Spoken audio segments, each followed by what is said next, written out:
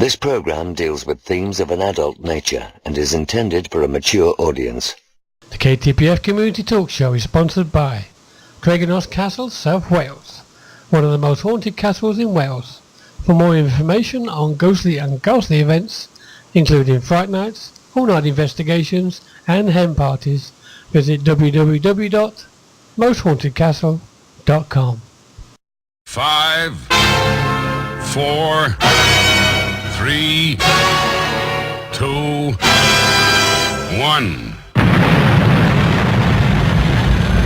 They've landed. You're in the right place. Online, on the web, and on air. All over the world. Talk Radio. You hear us, we hear you. Yeah, good evening and welcome to the KTPF Community Talk Show. My name's Suzanne. And I'm Steve. And we're here to keep the paranormal friendly. We're here every Sunday talking to our guests and also you in the chat room. And we're bringing you everything from cryptozoology to UFOs, whilst encouraging them and you to share information, advice, and most importantly, friendship. Remember, collaboration, not competition. Now, we've been doing this KTPF since back in 2007, I should say, not 19. I'm not that old. Since 2007, and our mission was to try and bring the paranormal world together. And in 2012, we decided to have a chat room with a difference. Bear with me. A chat room with a difference, and bringing people from the paranormal world to speak to you. And we've had people from Ben Hansen from Fact and Fate. We've had Derek Akora. We've had, various groups on, haven't we, Steve? We have indeed. And just talking to us about what they do. And let me just take that full screen off. Then you'll be able to see us and that bit there. and basically, just generally bringing bits and pieces of the paranormal, cryptozoology, as I said, and also conspiracy theories and other supernatural phenomena. So it's all about sharing at the end of the day. And as I say, it's if you fancy coming on the show and talking about something, then give us a shout. Yeah, just contact us at admin at ktpf.co.uk. Yes, hello. I'm sorry about the darkness. I left the full screen on. Who turned the lights I'm having out? a tired day. I'm sorry. I've rushed back from Matlock Bath because we've had a day out, haven't we? Yeah, we had an early start as well, didn't we? Yeah, so we've had a bit of a weekend of it. We've got a bit of a week of it as well, really. Yes, but let's have a few hellos first, shall we? Yes, why not? We have GA. Yes, I don't know who GA is. Introduce yourself. Yeah. Are you a newbie or are you somebody who's changed your name? Welcome anyway. We have Ghost Rider 1973. Yep. We have Andy 707. 707. And we have numerous people actually listening. So if you fancy joining us and getting involved, why don't you come into the chat room? He said he's the Ghost Academy. Oh, welcome, Ghost Academy. So I assume this is your first time? Or maybe you've popped in sometime before. Now, don't forget, this is a relaxed show. And Evening Ace, he just Ace popped Paradox. in there. Well, as I say, this is a relaxed show. It's not something you'd find on City Talk or Capital FM. Definitely not scripted. No, definitely not scripted. So it's just a group of people having a little bit of fun and also finding out a little bit of information as well, isn't it, Steve? So yeah. But as I say, Mike's swinging around in circles. So that's what we're all about, and as I say, keeping the paranormal friendly at the same time, and it can get a bit controversial at times. Yep, don't forget your Twitter feed. I won't. Yes, we have had a couple of controversial ones, haven't we? Yes, we have. So, as I say, we do have some controversial things. If you ever want to listen to our recordings that we've had, it's all on the radio replay. You can find out more. We've been doing this as I say, since 2012, and we've had some good people on. Uri Geller, for one. We've had quite a few characters. Andy Mercer talking about all sorts of things. Yeah, and the guy from across the pond. Yes, we've had quite a few people, and even Guy Lyon Playfair recently talking about the Enfield poltergeist. Yes. As I say, we cover a bit of everything. Yeah, but he's working on twin therapy at the moment, yes, isn't he? He is. And talking, I think you've got a bit about the Enfield poltergeist coming up, haven't you? I have. Some news, so watch out for that. And as I say, later on, about 8:30, we will be talking to Richard Hawkins about his time in the paranormal and about some places that he's been to, and the new one that he's hosting is, for want of a better word, if you want to book it, you can book through him. We'll also be talking about other factors when it comes to booking paranormal events as well, see what his take on it is as well. So, Yes, Ghost Rider said, have you put the record on? Have I put the record on? What record? Don't ask. I haven't got a clue what he's on. Look, I'm tired. Go away. So what we're going to do is, don't tell me I've forgotten something, please. What we're going to do is, I'm going to hand you over to Steve, and he's going to take you through this week's observations. I have a few observations.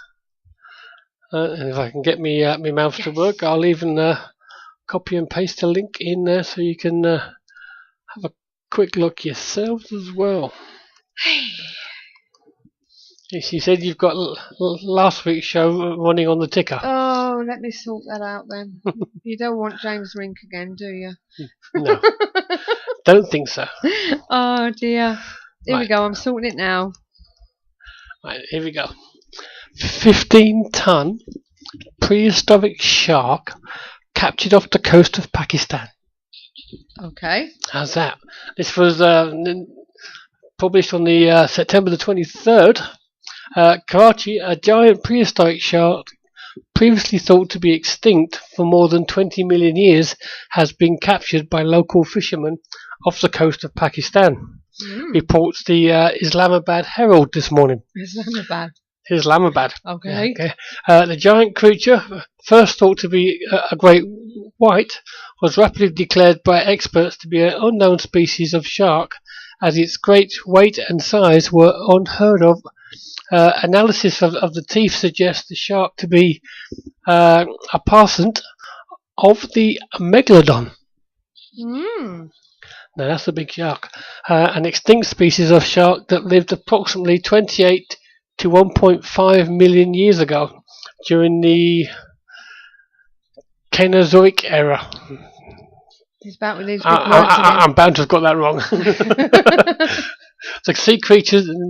Are you ready for this? The sea creature that measures an incredible 10.4 meters and weighs an astonishing 15.6 tons.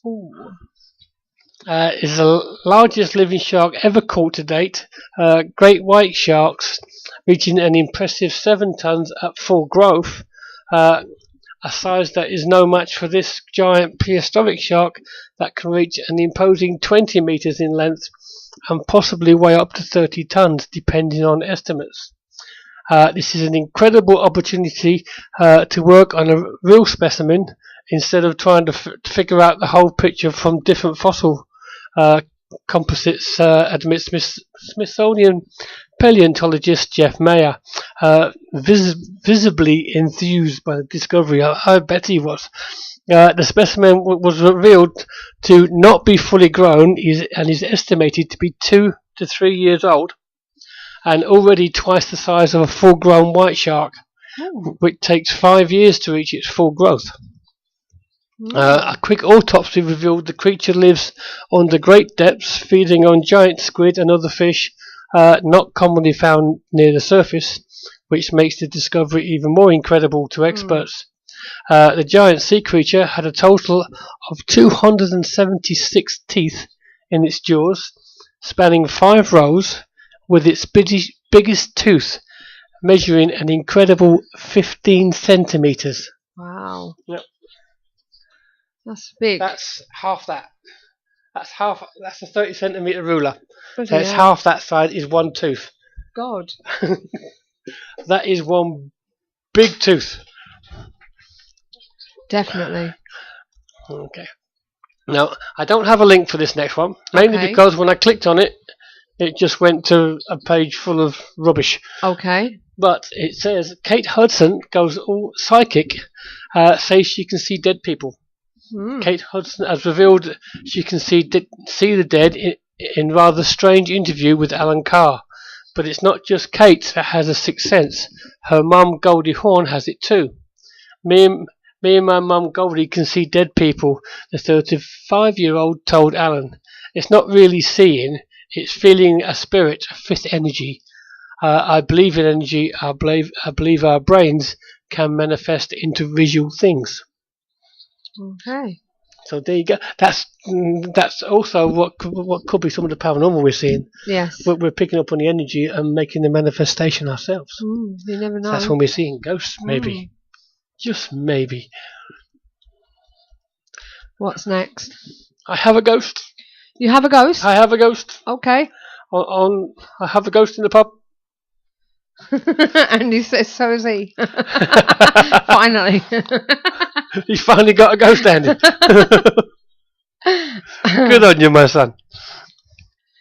Right, okay. There's the link for that one. Okay. Ghost caught on pub CCTV.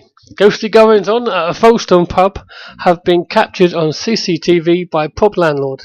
The videos were shot at night using a video camera armed with night vision and show bizarre lights floating around the ceiling. In one shot, also seen to show the outline of a man's head. The Royal Standard landlord, Deb Yardley, says she was warned of strange goings on when she took over the Royal Standard 2 years ago. She said it's very strange. Now, I've had a look at this 2-minute video. By all means, have a look yourselves and let us know what you think. But personally, I will say at first it's someone messing around, and then there are some lights that could come from anywhere, and a lot of insect activity. Yeah. So, what do you guys think? Have a look by all means. But keep listening. Yeah, keep listening to us. Don't forget, guys, if you lose us, just refresh the page and we'll do the same. We're beholden to live stream, I'm afraid, but we will get back to you as soon as possible. Okay, there's your next link. This one's been flying all over Facebook. I haven't seen it on Sky, but I'm sure it's been on there. This was put on by the Sky News US team. Okay. Police in New Mexico are investigating a suspected case of trespassing at their station by a possible ghost. Surveillance footage captured at a spectral figure moving through the building last Saturday night. The translucent shape appears to walk through a chain link fence and then back again. Officers say there is no way to get out of the secure area without triggering an alarm. Francisco Galvan reports supervisor of the station told Sky News it's definitely pretty strange. You can see it's not an insect crawling across the lens. You can see it has legs. I do believe in ghosts, and I believe it could be some entity or spirit. He said that officers have reported unexplained sightings at the station in the middle of the night. We have people on graveyard shifts here who say they have seen strange things out of the peripheral of their vision, he said. Detective Carl Romeo, who was on duty that night, reported the eerie incident to his supervisors. At first I thought it was a fly or a moth, he told the local media, and then I saw the legs. It was human, but not a real human. No, a ghost. Such spooky goings on might prompt paranormal investigators to wonder if the station was built on some ancient burial ground. But according to Mr. Galvan, the site formerly hosted a call centre and contracting businesses. Okay. Okay. Another ghost. What have we got next? This one's a link to our... Andy707 said they should stop being in the graveyard then. They should carry on with the police business. Yes. Stop looking in the graveyard. Yes. This one's a link to Guy and Lion Playfair. Yep, and he's missed the H off, so put the H on, guys. Who has? You have. Have I? Yeah. Okay, hang on. I will repost it. Don't want to be missing things off, do we? No, you're missing things off. You didn't paste it all. I mean, what's the name of it all? Have you got it now? There we go. There you go. I got it now. Okay. The story of the Enfield poltergeist. Geist. Yeah, even. Poltergeist. Said to be portrayed in a new TV drama. This was put Guy was talking about this, wasn't he? He was. This is put up on the 17th of September. The terrifying story of the Enfield poltergeist is to be serialised in a new TV drama, The Enfield Haunting, filming for which has started last week. This is a three-part dramatised. I can't say that. You say it. Dramatised. No, dramatised. There you go. Dramatisation. That's the one. Can I just point out there? What we're posting, GA, are links to what he's talking about for you to have a look at. Yeah. Either that or you're saying, what the hell are you posting? Carry on, Steve. Yeah. A dramatisation of the events that took place at the council house in Green Street, Brimston, during the autumn of 1977. The saga received national press coverage, which remains to this day the most documented account of poltergeist activity in Britain. Timothy Small, winner of the Best Actor accolade at this year's Cannes Film Festival for his role in Mike Leigh's Mr. Turner, will play Maurice Grosse, a rookie paranormal researcher. After a personal tragedy, Maurice is drawn to the house in Green Street after reports... sorry, I had to bring the page up there. Reports of a family terrorised by malevolent paranormal forces in their home. Commenting on his role, Mr. Small said, "I am very pleased. Not only is it based on supernatural happenings, it's a brilliant script that is full of emotional texture and develops beautifully into a human story." Juliet Stevenson will star alongside Small, playing his wife Betty, while Matthew McFadden, okay, that's a weird way of spelling that, but never mind, will play Guy and Lion Playfair, an experienced investigator who approaches the case with skepticism. Adopted from the book by Guy Lyon Playfair, This House is Haunted, The Enfield Haunting draws an extensive documentation, recordings and witness statements. Filming for the series written by Joshua St Johnston is taking place in locations across London, but not in Enfield. It is being directed by Christopher Nyholm, Jamie Campbell, executive producer, and 11 Film, the production company behind the drama, added, bringing this terrifying story to a drama audience for the first time. All access to the exhaustive source material has been truly exciting. We have a great dramatic conundrum on what on earth was behind the many strange and otherworldly incidents that took place in Enfield in the late 1970s. The series is due to be screened on Sky Living next year. Next year. Okay. Right. And the reason I'm putting the links up is so you can look for yourself, and then you know I'm not just making it up. It's not just that. When it's got pictures and stuff. Yeah, sometimes there's videos, and obviously I can't put them up. And sometimes the story is so long, yeah, I can't read it out. Yeah. It would just take too long to do. Yeah, okay? So it he's talking about pictures and like the videos that you've just spoken about, have a look for yourself and what have you. It means you can look by looking at the link. Right. Next. Here's the little thing. Do you have a link? No. No link. Because there's no link for this one. Okay. Unless you want to put our email up. Right, go on then. We had an email from a gentleman who was offering his services to cleanse stroke healing from a distance. Oh, yes. In this case, he was from the big island of Hawaii. I think the big island's called Oahu, isn't it? The big one. So. I'm not sure. He's from Hawaii and he's on the big island, he says anyway. The charge for this being $75. But he had a point. When we are ill, is it always illness?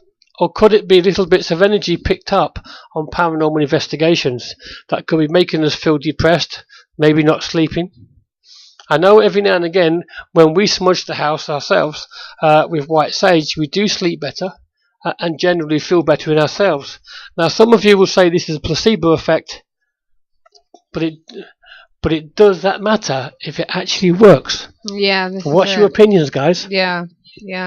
We do like a bit of smudge, don't we? We do smudge every now and then. It's a lovely smell. In fact, did you actually tell him how much he's charging? Yes, $75. Yeah. Our Tigger keeps telling me he wants to smoke it. It smells that good. I know he does.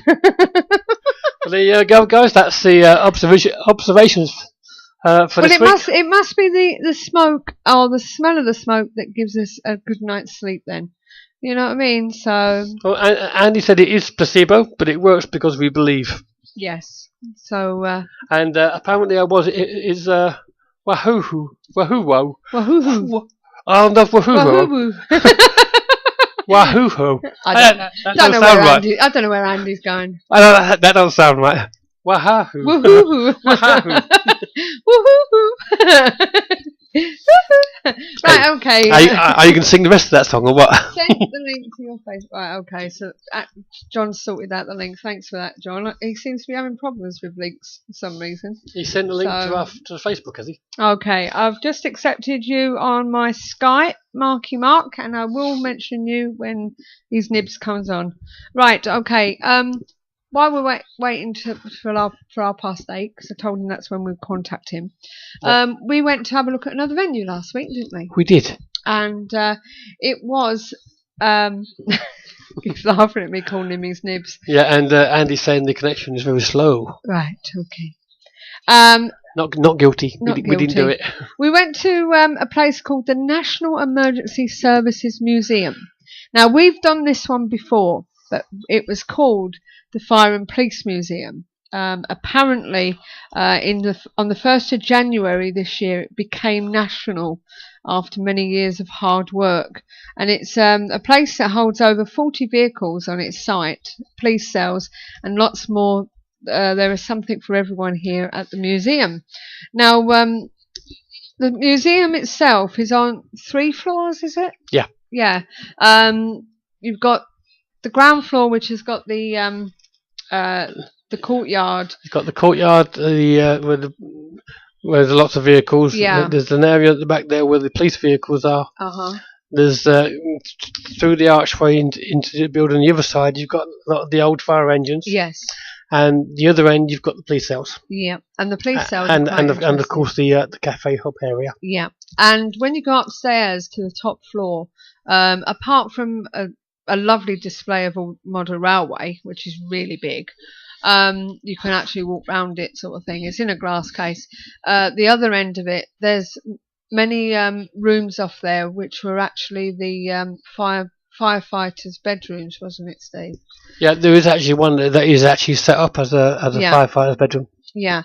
Now, just to give you a little bit about it, the museum was acquired in 1982 and was set up as the South Yorkshire Fire Service Historical Society. The building has stood derelict for for many years, and firefighters from the South Yorkshire Brigade began to refurbish the Victorian Police and Fire Station so that it became a permanent home, and would be found for the vast range of fire service related memorabilia that was sitting in attics and local fire stations all over the county.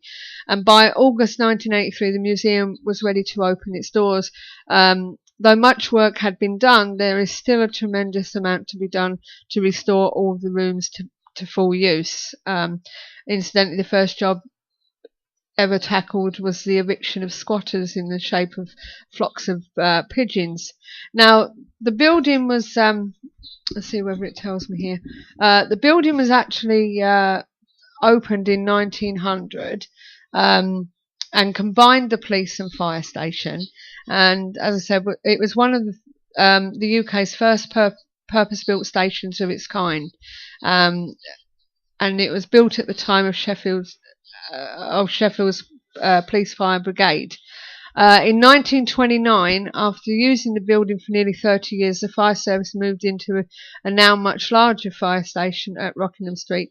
There was a larger later extension onto Division Street to become the new Sheffield Fire Brigade. Now, I'm going to give you an idea of the ghosts that are there. There's even a sign saying, beware of ghosts or something. This place is active. But they do have quite a few ghost hunts and paranormal investigations, both private and public. And this is just one report that was given by Seeking Spirits.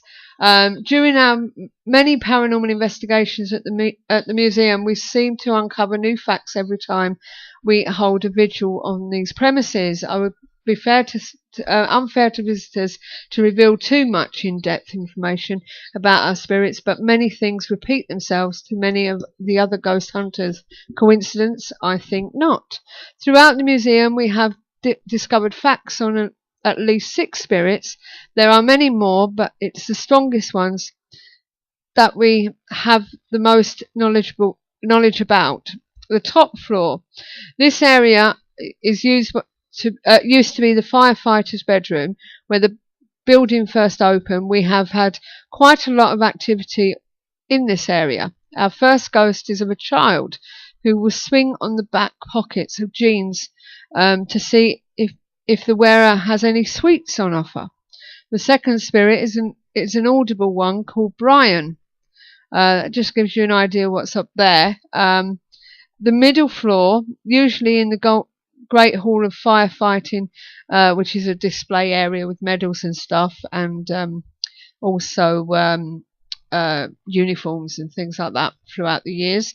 They would place a table in the middle to partake in table tipping. This has had some amazing results with huge knocks on the table on command.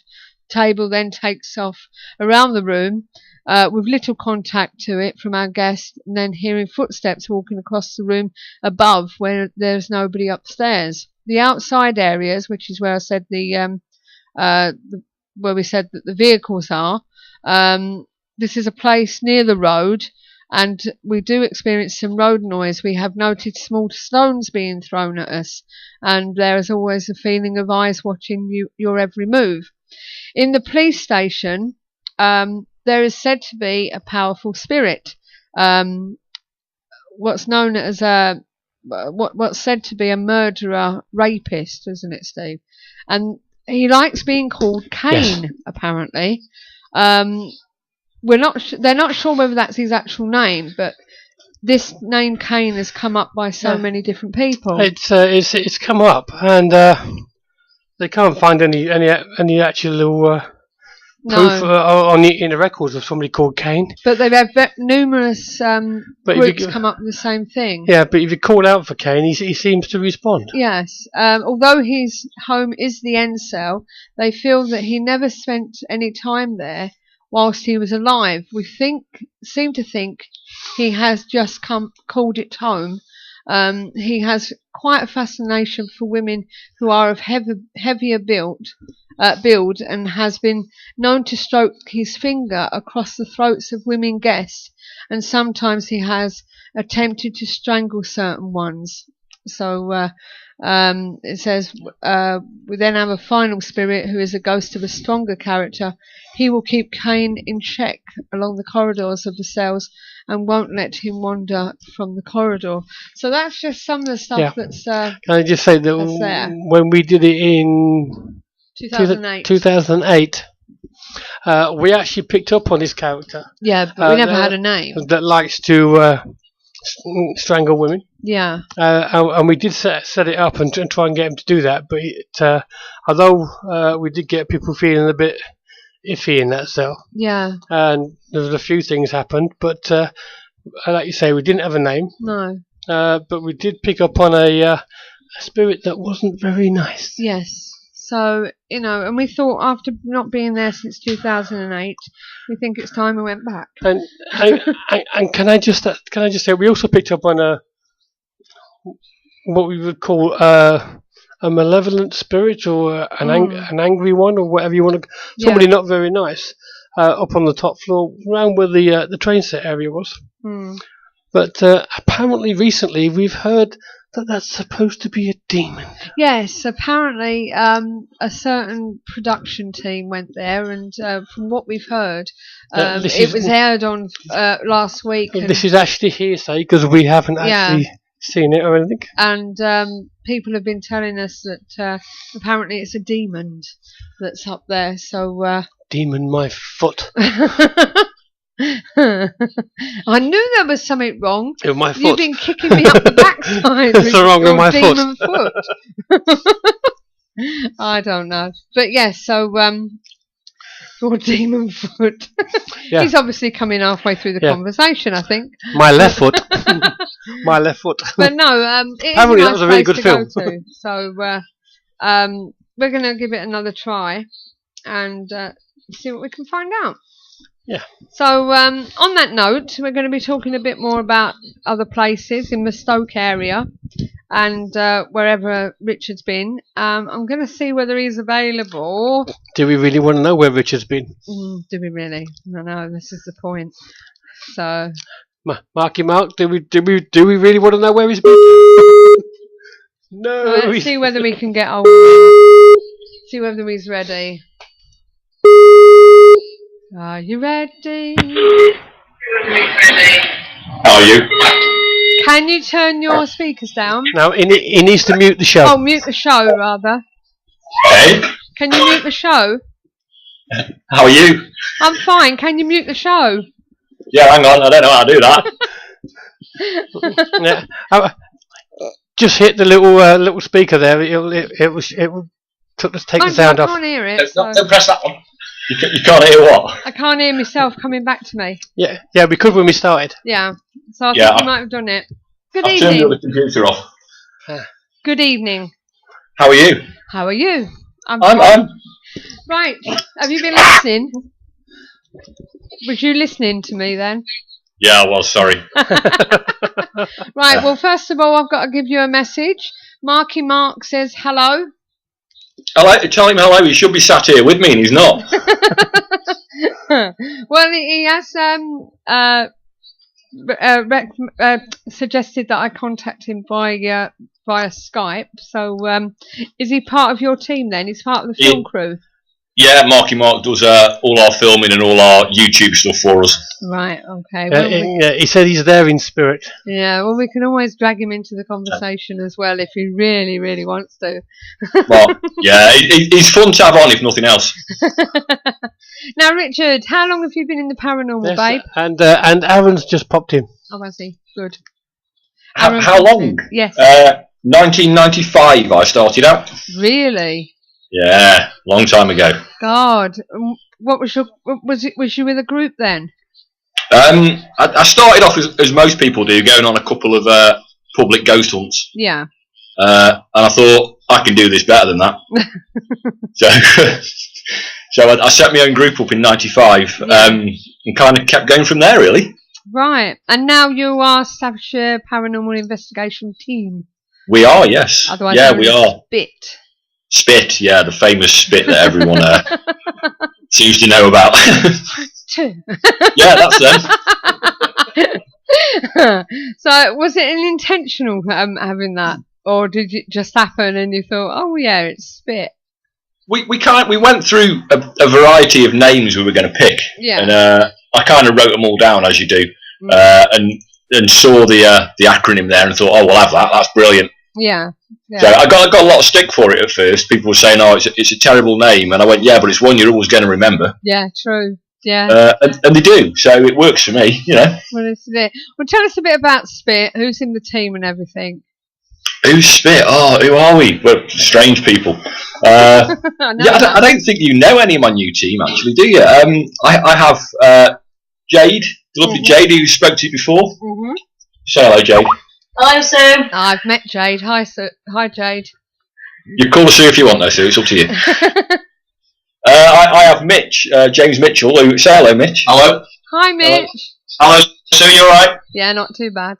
Yeah, good. I brought some backup with me. They're the team members that are with me tonight. I've got Tanya and Aaron who aren't with me tonight. Mm-hmm. We have Jane and Pam. Okay. We've obviously got Marky Mark, who you've spoke to online. Yeah, Aaron's in the chat room as well. Aaron's in there as well, is he? Yeah. All my team will be there tonight. We've got Lee, who's one of our new members. Okay. Apparently, you've got a text message, Steve. I If you want to sort have that out. Yeah. So. Yeah. We've got Jason, who's a new member to the team as well. And then we have a couple of guest mediums that come and join us when they want. Lee, I've mentioned Lee. I've said Lee. I keep forgetting my team, Sue. Well, it's when you've got so many, isn't it? It confuses me. I have to look at my team page and think, right, who did I remember to ask? Yeah, normally I write it down, but tonight I haven't. So I'm not. Oh, and Louise. I forgot Louise, apparently. Oh. So, yeah. Anyone else that's in my team that I need to know about? Oh, Lily, the beautiful little Lily who's stood behind me right now. You never forgot about her? Well, she's only 10 months old. Oh, right, okay. Okay, I'll let you off. Yeah, and apparently Mitch is the Paranormal's Ronnie Corbett. Yeah. Yes, yeah, he is, mate. He's very short. I don't know. So, right, so you've got your team with you. Now, I've seen an article where you've spoke about some of the areas that you've been, and I wanted you on the show to talk about some of them and what places that you thought was your top 10. What, in the UK or Staffordshire or what we're looking at? Wherever you've been. Where have you been that you think are really good and why? I'm quite lucky. I've done this a long time and I've been to some cracking venues around the UK. My scariest place I've ever done is a place called the Stormy Petrel. Okay. Which is it's out near Turnhill, near Hawkstone Park. Right. And that's possibly the only venue where I've been absolutely terrified enough to want to go home. And what region is the park? It's on the Staffordshire-Shropshire border. Right. Okay. It's an old Roman site, but it's got a lot of military links to it. Yeah. It's a very, very, very scary place. I don't think I'd go back there. No. It scared me that much. I was very uneasy for a long time after. Right. So, and I don't normally run away from buildings, you know that, but I got quite scared. I don't run away from every building. Just some of them. Yeah. Yeah. Aaron is suggesting Morecambe Winter Gardens. Morecambe Winter Gardens was great. I've done Morecambe a couple of times. Who did I do Morecambe with first? Let me think. Us. Yeah, you. Yeah, many years ago. Yeah, that was the last time we saw you before this year. It was. That's got to say something, hasn't it? Really. Yeah. How long ago was that we did that place? I'm not sure. 2009, maybe. Somewhere around there. 10. Yeah, it was. I can't remember when the dreaded thing happened. To be honest with you. Yeah, the thing that we don't mention ever. Yes. Yeah.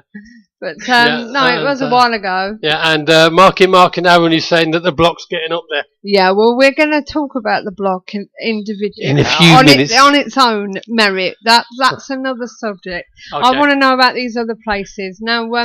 As you know, Spode Factory. Yes. That's not going to be available after next year, is it? No, which is devastating news. Really, Spode is one of them places that the paranormal world hasn't really touched very much. And I really think, if there's any groups listening tonight, if you get a chance to do Spode, go and do it. Yeah. It really is an amazing venue. It's 90% derelict. Yeah. But it's an amazing night, and it's one, I think personally it's made that paranormal hit list of venues you have to do. Yeah, and it's available up until, I think it's the end of February, isn't it? Yeah, that's right. Yeah, so you've not got long left to do it, but it's somewhere we've been very lucky to do quite a few times, and it's been a really enjoyable venue every time we've been there. And fortunately for us, we've managed to get Valentine's Day. Yeah, Steve, my birthday, mate. Is it really? Yeah, and I don't think I'm actually working that night, so I might just come down and harass you. Why not? Come and join us. Why not? So, as I say, with Spode, you know what's going on there. So, what kind of things can we can we expect? And saying that, what will happen if they do turn it into what they're considering? What was it? Students' quarters? Do you think they'll get to a little bit badgered by the spirits that are there? I think Spode, as you guys are probably aware, was an original pot bank factory, and the town of Stoke-on-Trent, as it's known now, was built up around Spode. The spirits that are there that interact with you are very, very friendly, but they're also very protective of the building. Yeah. You know, and I can personally see if they turn it into flats, which they're going to do, I can see there being a lot of problems there. I'm going to be going around putting my business card through every door and drumming up a bit of trade, I think, because it's going to be different for people that live there. Yeah.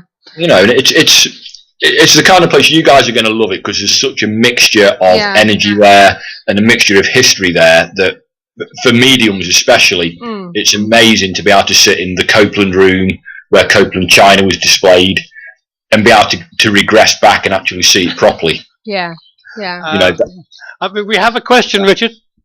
Do we? Go for it. Yeah, they've said if it was built around Spode, why isn't it called Spode-on-Trent? Because that sounds rubbish. It does sound rubbish, doesn't it? And that'll be why.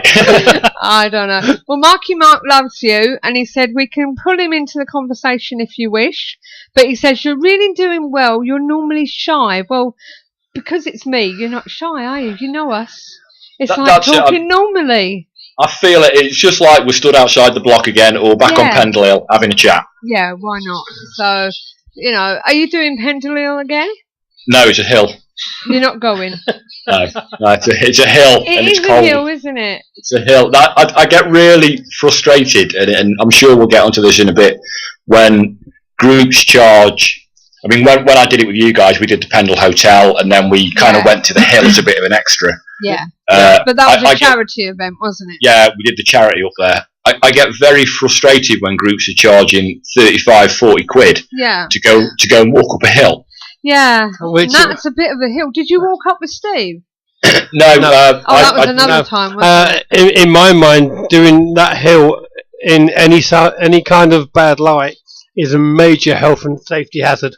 Yeah. Yeah, I mean, you know yourself, Steve, I was a member of the search and rescue team for a long time. Yeah. And we went up that hill in the dark, and I've got to be honest with you, I said there and then I would never ever take the public up that hill in the dark. Yeah. Well, it's dangerous. That first part of the hill, you're walking on rocks, aren't you? Exactly, yeah. And you turn an ankle on that hill, and it's going to be a nightmare. Yeah. It's not until you get about halfway up that you start actually getting large steps. But that's before that, it's all rocks. Yeah. Not good. You know. So, but you do outside ones, though, don't you? We do Cannock Chase. We love Cannock Chase. I'm really lucky that I grew up on Cannock Chase. Yeah. Literally? Not literally. I mean, I didn't live in a cave. So you're not the werewolf then? Sometimes, yeah, depending on how I feel. I mean, I spent every weekend on Cannock Chase, and I still go up there a lot now. And we run events on Cannock Chase, and we do like a barbecue and stuff like that. Yeah. And we just have a good night. And every single night we've been there, even if we've had no paranormal activity, we've still had a really interesting night. It's a good laugh. Yeah. You know, and it's a way of getting people out and about. You know, a lot of the people are our customers are from the city. So to actually get them out on Cannock Chase at 1 o'clock in the morning, you know, eating burgers and chilling out is really, really good fun. I was actually talking to somebody yesterday, and she's actually just moved to Cannock. That's she. And she really does like the Chase. She said it's a beautiful place, she says. Yeah. Well, I'm looking forward to go, so I've asked Jade to save us a couple of places. Oh, yeah? Yes. What did she say? I did message you as well on Facebook. Yeah, we're coming. So that me and Steve want to come. So but it's me, and you know I'm useless on Facebook. So. So that's why I mentioned it to Jade. I think it was today or yesterday. Yeah, so, it's a lot easier to talk to Jade when you're doing things like that. Yeah. Just speak to Jade on everything these days. It's not worth me. Yeah, she's got a better memory than you, Rich. Hang on. apparently, I've just had a message. Can you put some socks on, please? No.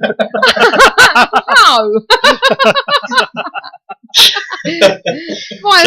Somebody got a problem with bare feet. Yeah. It's Jade who's right now trying to count your toes. Yeah. I swear I've got 10. Yeah. Marky Mark says Richie's useless at FB and texting. Yes. So, yeah, it's true. Yeah. So save me a couple of places. Me and Steve. Happily, whenever you guys want to come down, we'll just sort it out with Jade, and she'll make sure that we're there. No problem. So it's a way to do that. Yeah, we'll have a shall I bring the dog for a walk? If you want. Won't be the first time I've seen dogs on Cannock Chase. Can just imagine her coming out the bushes with a serpent in her mouth. She'd go nuts. She would go Could be nuts. amusing. Yeah. So anyway, places around Stoke, because you was talking to me a couple of weeks ago when we was at the block, saying that Stoke doesn't get touched much. No, and it's really, really. I've spoke to a lot of big groups through the block, and I've spoken about Stoke-on-Trent as a whole, and even this year, we brought Ian Lawman down to Stoke for a night. Yeah. And it was an amazing night, but for some unknown reason, paranormal groups in the UK, and I seem to miss Stoke-on-Trent completely, and I don't know why. We've got some amazing venues here. A lot of very historical buildings, and for some unknown reason, it gets missed by everyone. Yeah. We've got you guys coming down, which is good. Yeah.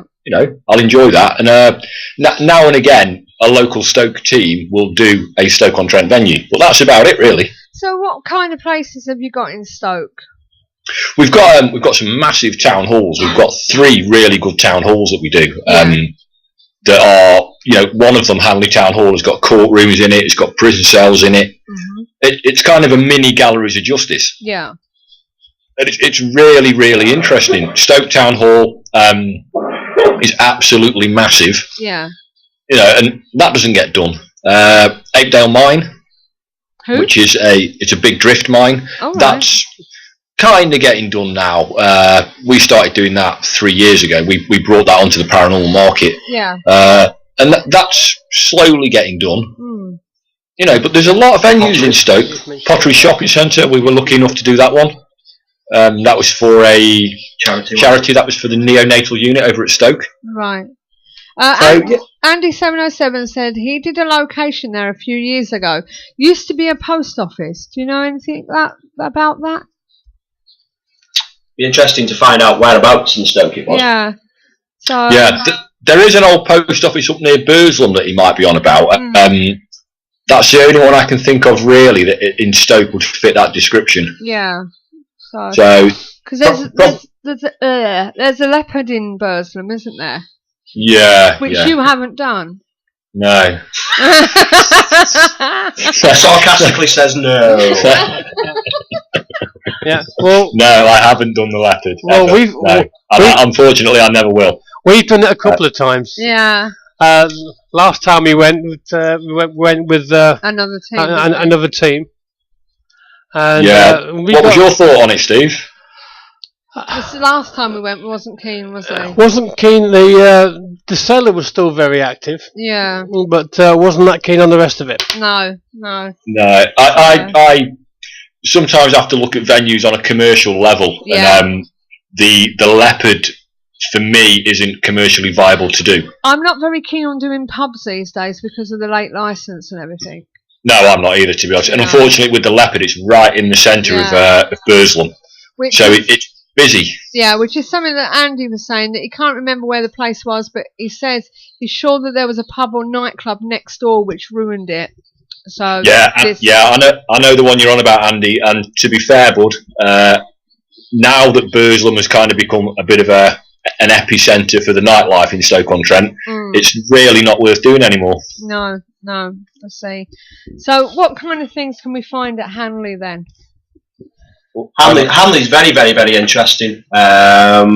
We've just done an event there last night, actually. Yeah. It's a bit of a mix, to be fair. You get quite a lot of emotion from the venue. depending where you are. I mean, obviously, with the courtroom obviously being used, many years ago for people who were trialed for crime and punishment, you can probably understand you do get that type of feeling from the venue. Yeah. There's a spirit in there that likes to have a play about on a table when we do table work. Likes to give us names that are not his, for point it one a better word. But last night's event was really interesting, and at the end of the day, Sue, I mean, at the end of the day, if our guests enjoy the location, then that's 100% ticked off for us. So. Yeah. And just for the listeners' point of view, who are we talking to now? It's Mitch, Sue. Mitch. Yeah, I look after all of the equipment on the team. Yeah, Ronnie Corbett. Yeah, Ronnie Corbett. Yeah, Ronnie Corbett. Yeah, but let's call me Ronnie for now. So it's fine. Right, I'm going to bring Mark into the conversation. We can't leave him out, can we? So let's get him into the conversation. Oh dear. So this is going to go wrong. So let's hopefully he make sure he turns down the show so he doesn't what's the name. So I just need him to answer me when he's there. Hello. Hello. How are you? Hello, Mark. Who's that? Who do you think it is? Is it the Bean? Yeah. It's Have a guess, my friend. Alright, guys. So, All right, buddy. So where have you been, Mark, that you like? What places do you enjoy and why? Well, we've got the team to do my place of work, which is the Pottery Shopping Centre in Hanley. We've done that twice. We did it for charity, didn't we, Rich? We did indeed, mate. We raised about 900 quid for that, and that's built on our old graveyard site, and there's stuff going on there every week, really. Yeah. I quite enjoyed the Leopard, to be honest with you, when we did the Leopard. Yeah. Traitor. When did you do the Leopard, Mark? It was probably about 3 years ago, really. Yeah. Was Chris and Chris still there then? I think so. Is it Sharon, the landlady? Yeah. Yeah. It was a bit hit and miss, really. Right. I preferred upstairs to downstairs. But, yeah. Right. It's like any place, really. You can hit it or it can be a miss. So. This is it. So So. But I quite like the Lion Swan in Congleton. That was good as well. Yeah, we've done that, haven't we? I'm sure we have. Always picked up lots of EVP everywhere we've been with the team room. Is that only on a Friday night? They've put restrictions on it now, Sue. You used to be able to do a Saturday night and have quite a large area. Because I remember we was asked to go and help out, and I'm sure that's where we went. Yeah, they have put restrictions on it now. Yeah, so, and, I don't think, it was weird because even though we helped out, I don't think they half expected what we were doing because we were coming from the equipment side, weren't we? Yeah. And this is what we've got, this is what you want to use, and blah, blah, blah, and they're looking at us thinking, what's this? I think, right, that one, remember, yes. I think, yeah, we actually took a kit box with us, and they didn't have any equipment whatsoever. No. So I know who that is. They borrowed a couple of our team members in the past to go and help out and got slightly confused by us. Yeah. So, but I think you do have to have that mix, don't you? Really? Yeah, you do. Yeah, completely. I'm not so sure about that possessed painting they have in the cellar. Oh, the one that if you touch, you die. Oh, right, yeah, five that times. one. I'm still alive. Yeah. Yes, me too. Yeah. But I think you do need to have that mix of, the technical side and the mediumistic side. Yeah. I mean, it was a fun night. My only problem with that particular one was that they let the guests drink. Yeah, see, that's always. I'm sure we'll arrive at that topic in a bit, but that's another one of my little thorns in my side, if you like. Yeah. I've not had a drink tonight, Rich, by the way, I'm sober. Last time me and Mark did a radio show, Mark was still drunk. We did a place, I can't remember. Oh no, I know when it was. It was when we did the Pendle one. Do you remember?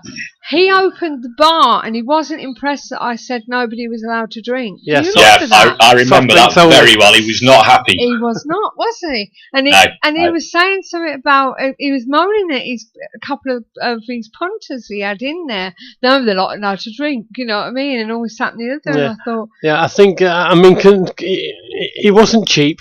No, on the night. I think he charged them about 400 quid or somewhere around there for the night. because he was hoping to make it up on the bar. On the bar. You know. And we said you can't do it though, Sue. You know yourself that you've got a duty of care towards your guests and the location. Yeah. And if they're drunk, well, it's going to go horribly wrong. And it's going to hit your insurance big time. Completely. Well, I mean, you wouldn't get it, would you? You wouldn't get insurance again. No, you wouldn't. You know. Yes. Andy just said, can you give us a couple of examples of things that have happened? Where? On your events. Oh, on your events. I was going to say in my kitchen. Yeah, when we were on our cooked chicken, that was quite nice. Give us some ideas of what you've encountered in certain places. What have we encountered? I want to refer to the block, but I'm not going to. So we're going to go to. We're going to the block a bit later. Yeah, we'll do that. We'll do that in a bit. I think Hanley Town Hall is always one that gets me because I've spent a lot of time on my own there. Yeah. And it's the kind of place where you can walk round and you can be dead brave. I'm glad you added the brave bit on there. You know, you could be dead. Dead. I was toying with what to say. You can be really brave walking around there, and it will turn around and bite you on the backside when you least expect it. Yeah. We've had doors slamming there. I've had the lift going up and down there when it doesn't do that. No. It's very, very unnerving. Excuse me, does the lift go side to side then? It goes various directions for you, Steve. we had quite a lot going on. We had Ian with us, didn't we? We did, yeah. Ian had a very enjoyable night and managed to take the mick out of me for at least half an hour, which was good fun. Yeah. We always take the mick out of you, Rich. I know, mate. Say that myself. We do it all the time. Yeah. It's all I'm here for, Steve. I don't know. So Ronnie Cook. What else have you had in other places? There's a very good place down near us called Lilleshall Abbey, which is, as it sounds, it's an old abbey, and it's one of our training grounds that we use for our new team members. 95, which was when we set up, I was there with a few other team members, and Mark will say about this one, I actually witnessed a pair of legs walking across the grass in front of me. Wow. From the knee down. From the knee down. From the knee down, mate. Okay, which was very, very strange, and I kind of looked into it a little bit, and it's been reported quite a few times by people. Yeah. It's worth a visit. Anyone that's in the Shropshire area, if you get a chance to go to Lilleshall at night, do so, because it's really good fun. And whereabouts is this? It's just in between Newport and Telford, over in Shropshire. Okay. It's stunning. It's an amazing, amazing abbey anyway. Yeah. But the spiritual feeling there and the activity there is really impressive. The big question though is always, have you managed to catch it on camera? I can't. Now, you can ask me that, but I can't go into detail because I'm not allowed to. Right. But let's just say, watch this space. Right. Okay. So there could be something coming up, huh? Yeah, there could be something coming up that's quite interesting. Right. Okay. So thing is, stuff always happens when you switch cameras off. Every time. Aaron wants you to mention the 4 Crosses. The 4 Crosses at Cannock. Yeah, 4 Crosses at Cannock's very interesting. It's only a small pub. On the A5. It's on the A5 just outside Cannock. Very, very strange. There's some very strange feelings in that pub. A lot of reported death in there anyway, from young children to suicides, various other things. Parts of the building date back over 1,000 years. What's good then? So, don't we have a wildcat? We did. We actually, if you go to our Facebook page, there's a photo on there of a lock-off camera that we use called a wildlife camera. All right. And it takes 3 photos in succession every so many seconds. Yeah. And we've actually got it pointed on the corner of a bed from a hallway. And through the 3 photos, it looks like someone sat on the bed because all the duvets moved. Really? But it's a time-synced photo, so you can see the time on it. So you know it's not been played with, and there's no way someone could have got in there and got out again in the time that camera takes 3 photos. Right. So but that's one of them that, you know, the skeptics are going to look at that and go, "Oh, they faked it," and etc. etc. It's one of them that you've got to be there to believe it, and we were there. This is the trouble, though, isn't it? Really. Yep. When you say the A5, is that the A5 that goes down towards Luton and Bedford, the old Watling Street, or is that a different A5? Yeah, it's on Watling Street. Yeah. Yeah, the old Roman road. That's the one. Yeah. Okay. No, it will. Well, there's a lot of love in the. Well, I know the other end of it anyway. There's a lot of love going around in the chat room. Marky Mark says that Jade, we love you too. And GA, You like to share the love. Which is Jade. GA says, I love you too, Marky. So, you know. Bit of a loved up show tonight. I love it. It is. You know, I'm expecting Elton John to come on singing in a minute. Yeah. He might do. I'll see if he's finished in the bathroom. And he's on his way home from bingo. Yes. So he'll be popping back. Has he won anything? I don't think so. He didn't say he did or not. No, but he always, unless he's actually on the show, he always starts the night on his tablet and then with headphones in at the bingo. So and let us know if you won anything, mate. So basically, do you get anything every time? No. That's what I like to hear. Is the direct answer there? I think one of the things we explain to our guests and to other teams is that if you get everything every time, then you always get you always get bangs and knocks and things like that. But when you've been doing this as long as those guys have, and as long as you guys have, you kind of become complacent to that. Yeah. And a knock or a bang isn't enough for you anymore. Yeah. And you want the full apparition. You want mirrors flying off the wall. And most of the time, the knocks and bangs are just the building either cooling down or heating up anyway. Yeah. And it's new building syndrome is a really, really big thing. You know, is it a pipe expanding? Yeah. Is it wood expanding? Yeah. And what about the orbs, Rich? Say again. What about the orbs? Orbs. Don't get Rich started on orbs. Let me talk about orbs for a minute.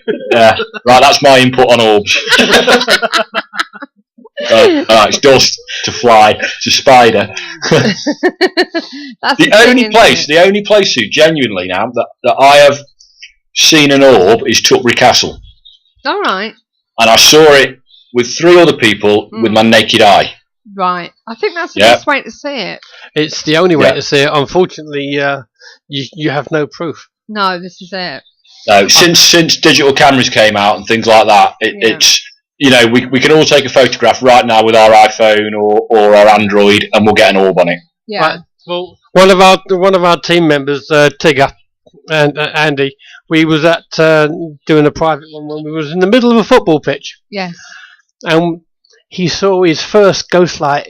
Yes. It came up and went right past him. Yep. And that, not through a camera. That was with his naked eye. With his naked eye. I think that's the best time. Yeah, and it was just after I said, "Did you see that one?" Yeah. So Did you? When we were on Pendle Hill that night, I had one of your guests at the time come over to me very excited because she'd photographed this orb. Right. And it was the biggest, brightest orb that she'd ever seen in her life, and I hadn't got the heart to tell her it was the moon. I know, this is the thing, isn't it? You were getting absolutely loads of orb pictures that night, weren't you? Because you were sitting there on your laptop, kept putting the cards in to see what pictures they were taking. Yeah. Oh, look, an orb. Oh, another orb. Oh, they're great then. Yeah. That one's the moon. Yeah, that's a star. Well done. I think the little like electrical looking ones fascinate me. If they're electrical looking, not like the dust ones. No, it's all the different coloured ones that keep popping up. Yeah, makes you wonder why the colours are different. Well, I get orbs in my digital camera, and 9 times out of 10, whoever it is has got a chip on their shoulder. Because it always has a little nick coming out of it. I don't really know what's going on there with my camera. Looks like Pac-Man. Yeah. Maybe it is Pac-Man. You never know. So, but people can see faces in them and everything, can't they? The thing is, and it's what I try to explain to people, and it's down to matrixing or whatever you want to call it. Caledonia and all that lot. If you've got a picture and you've got to zoom in on it and put a big red circle around it that says face, eyes, nose, well, it's not there. Yeah. Your mind has created that. Well, this is it. Yeah. You know, if you're going to get an apparition, and I know that the Wem ghost has been proved to be fake, but we'll use the Wem ghost as an example. that is how I want to see a picture of a full apparition. Yeah. I don't want someone to have to put a big red circle around it and say, there's a ghost. No. Yeah, you should be able to see it without that. Yeah. Yeah, completely. And I know there's all these groups on Facebook, God love them, and they're putting circles round and arguing and getting all upset and throwing their teddy out the pram. And there's no need. If you get a picture of a ghost, you'll know you've got a picture of a ghost. Yeah. If you use a higher, decent SLR camera anyway, you wouldn't get an orb anyway. No, you wouldn't get one. It's the lower pixels that catches the orbs. Yeah. I would say, Mark, I dropped mine and broke it.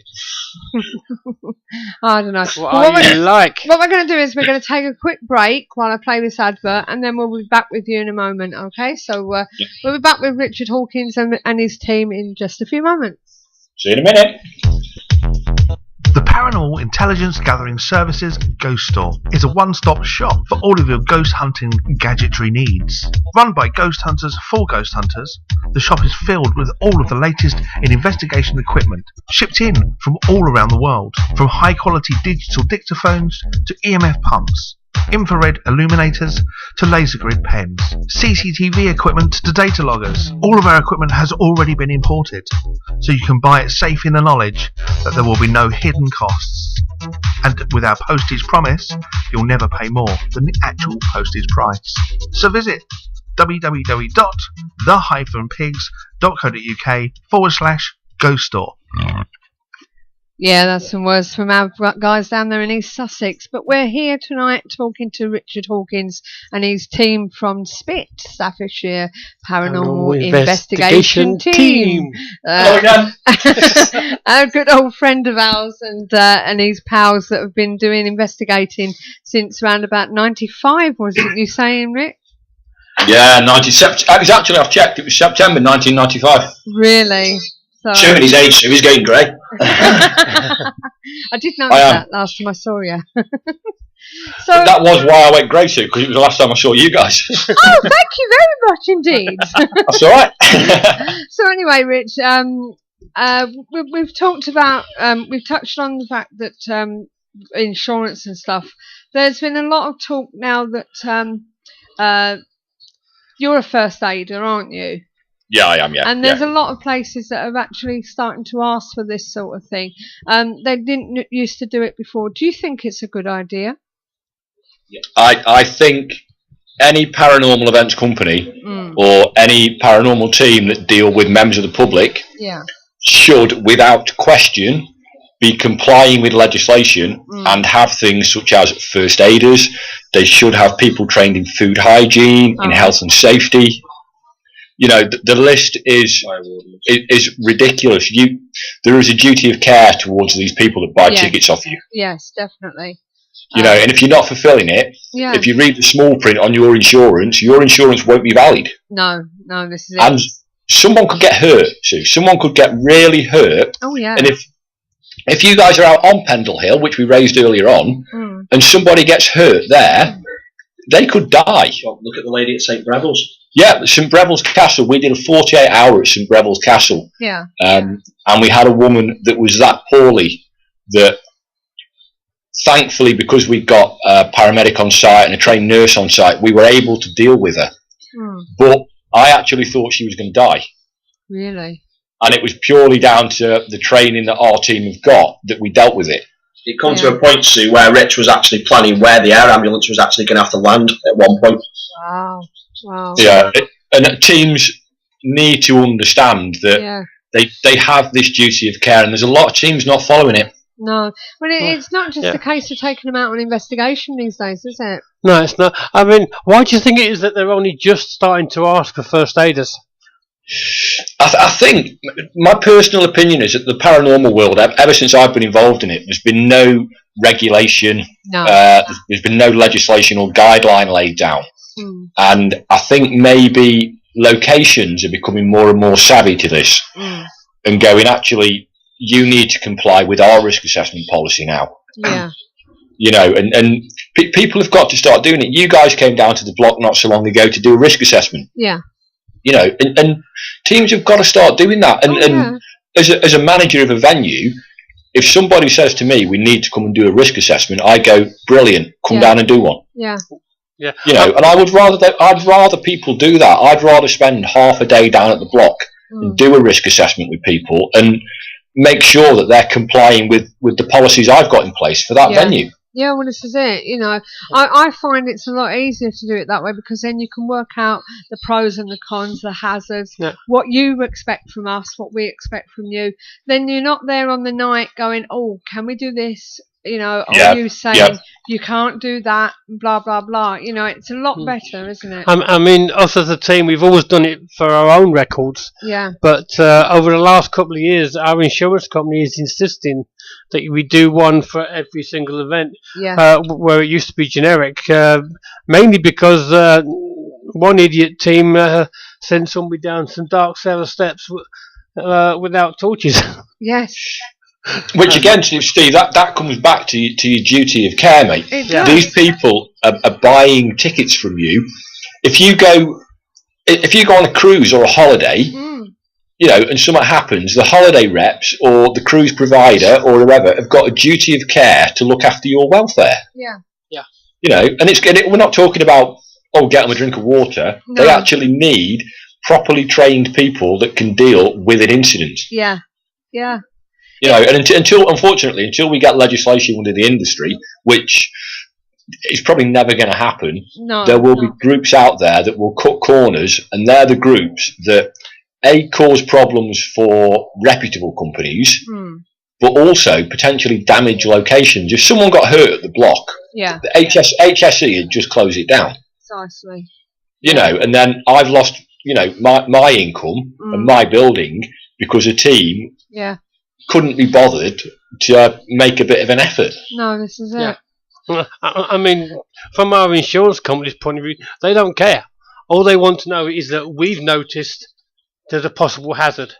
That's it. And actually, it's very easy now to learn how to do this stuff. To actually, you can do an online course, you can read books on it, you can even approach people like yourselves or like me and say, how do we go about that? You know, and you do it and you get it right, and then that way it educates teams that this is the way forward. And really, if we all did it together, it'd work really well. There's even sections on the actual forum on the K2PF where we've said, like, you can go here to get insurance, you know, you need to do this, that and the other. I've got to add the bit about the first aid bit and everything, and the Heart Start, which I'm doing a course on that. Me and Steve are doing a course in November. So Good. So thank you for that. We passed our first aid certificate. Yes, so you did, which is good. I mean, me and Sue are always on the event, so it was worthwhile us doing it. Even though we did have first aiders, but we never know whether they're going to actually be on any one particular event. No, this is it. No, Rich is always the first one faint. I am, Mark. I'm always the first one to fall over in any dark corridor, mate. Well, you've got to do it, Sue, and then it's not only that. Then it's having adequate first aid supplies there should you need them. Yeah. I mean, you know, my team leaders all carry little first aid bum bags. Yeah. I mean, you know, and then we've got a proper medical trauma bag that we carry with us. It's got a lot of very advanced kit in it. Yeah. Which people that are trained to use can use it. Yeah. I mean, we do Hague Hall. Yeah. And we was up there recently having a meeting with the guys, and they mentioned that they've got one of them defibs. Yeah. And he was saying that they don't particularly know how to use it. I said, well, apparently as soon as you turn it on or open the lid, it starts to tell you what to do. But and we did tell them about the Heart Start course, and they're on about getting their people to go and do it. Yeah. You've got it. The Heart Start course, which is run by, as I said to you guys on the phone that day, by your local ambulance trusts. Yes. Is really good. It's a course that teaches you how to do things like CPR and how to use a defib, which is a defib these days. They're designed so a 7-year-old child can use them. And it's free. Yeah, it's free, and it'll help you save a life. Oh yeah. Obviously, if they want to do a first aid course, we paid £37.50 or no, £45 altogether. Yeah, with the British Red Cross. Yeah, with the VAT and that. Yeah. And we did cover the old the resource on that. Yeah, you know, was it Doctor? I've forgotten what it is. I've forgotten what his name is. Dr. I've forgotten. Yeah, that's Doctor. Yeah. Yeah, Doctor. What is it? Dr. ABC. That's Dr. it. ABC. That's it. That's it. Just make it up, Sue. Just make it up. Yeah. Yeah, Dr. ABC. What's it? Airway, breathe, circulation. Circulation. Isn't that your doctor, Rich? Doctor, what is it? Yeah, that's it, mate. Yeah. It says that a lot to me. Yeah. Oh, that's what they called it, Dr. ABC. Yeah, the first things you check. Yeah. So. It is. Doctor. But, what did you pay for your course? 40 odd quid. £45. £45, and you've learned how to save a life. Yeah, for a half-day course. So. You know what I mean? What price can you put on someone being able to go over we were again? there all day. Yeah, 6 hours it was. We were there for 6 hours. Yeah. Yeah, worth every penny. Things. It was worth every penny, wasn't it? And I'm not being funny. It's a warning to paranormal groups out there that are making an absolute fortune out of this industry. Yeah. You can afford to get all of your team members trained off the money you're making. Yeah. Yeah. Yeah. And and that way, your guests have got that little bit more confidence and that little bit more trust that if something does go wrong, you can deal with it. Yeah. Yeah. I mean, on the course, Sue actually found out that doing CPR actually hurts, so it does the next day. Yes. Yeah, it does. I was knackered. You ached like a puggy, didn't you? I was knackered. God, my arms were killing me. And we were only doing it on the dummies. Yeah. Yeah, wait till you do it in real life and you hear that crack. It's amazing. No, that's the bit I'm worried about, to be honest with you. But like the guy said, you know, you crack a rib, that's better than losing a life. You know what I mean?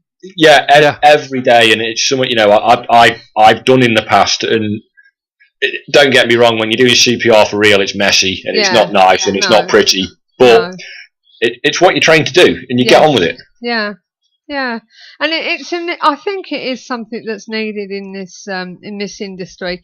You know, it's the same. You know, whether you're a company or whether you're not for profit, at the end of the day, you're an events company, aren't you? You're an events group or whatever, and you need to provide that protection, like you say, for the members that are coming onto your events. You do. You go to Alton Towers for a day out, and they've got paramedics, first aiders, they've got staff trained in food hygiene, fire marshal, health and safety. We are no different as events companies. We are no different to them. No, this is it. No.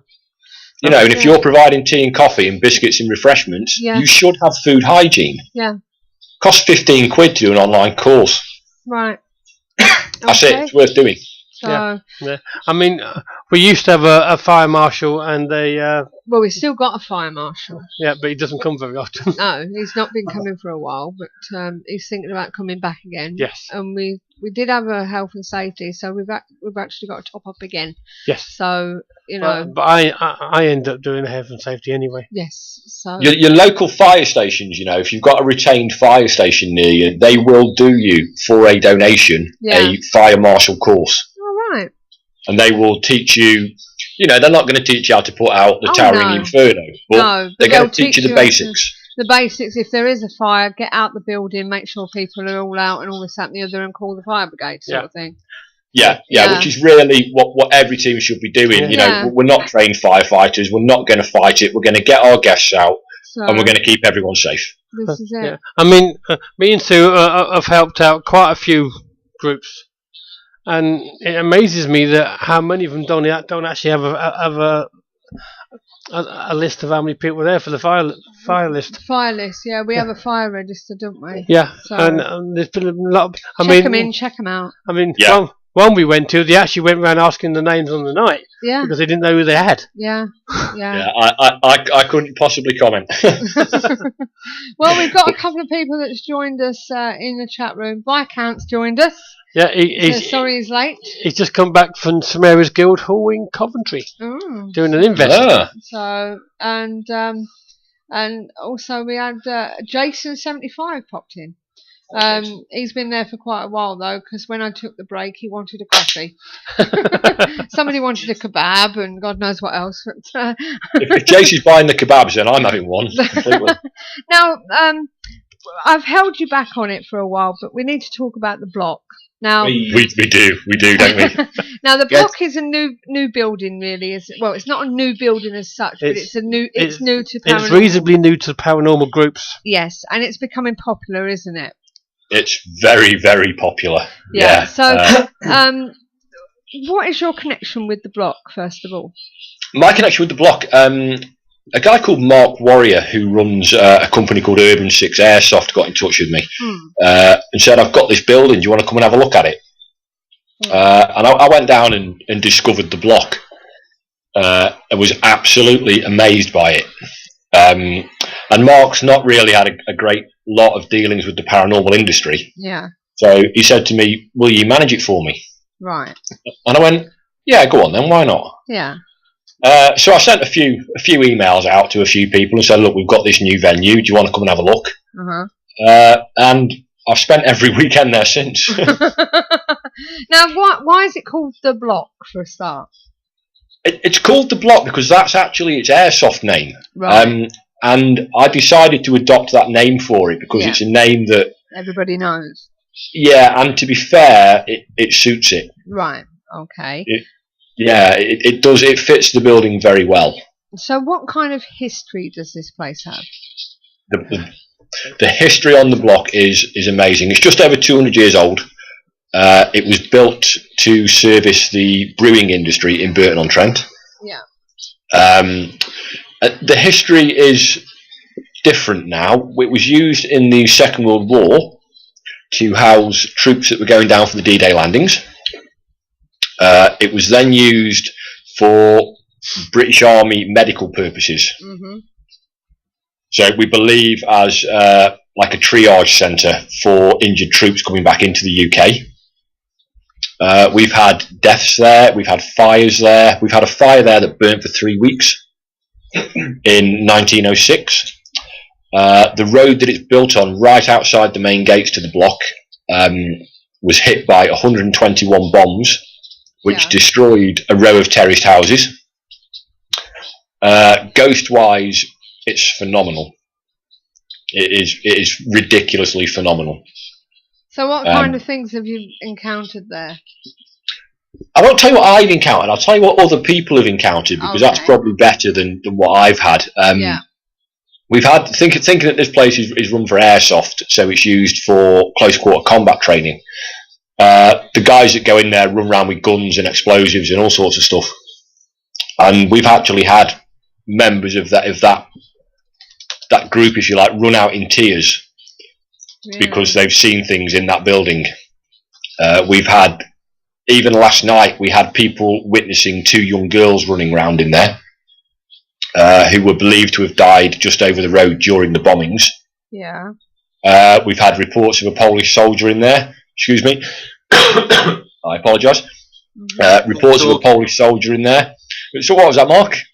So, just excuse me. Go on. You've been drinking again, haven't you, mate? Been on the beer. It's a very intimidating, very scary building, which can literally change from, oh, this is quite nice, to, I think I'm going to go and stand outside and have a fag. Yeah. It's scary. Yeah, we had a marshal thrown up the wall there, and he's refused to return to the building. Yeah, Aaron's posted on here that he's seen a figure staring at him, which was the brightest white I have ever seen. Yeah, I've never ever seen Aaron, and Aaron's been on my team for quite a while now, and he was scared, and I've never seen him scared. Now he's a big bloke. He's a big lad, Aaron is, and he actually came down and he was scared. Really? Yeah, it was quite unnerving actually, because I walk around there on my own. Well, I used to.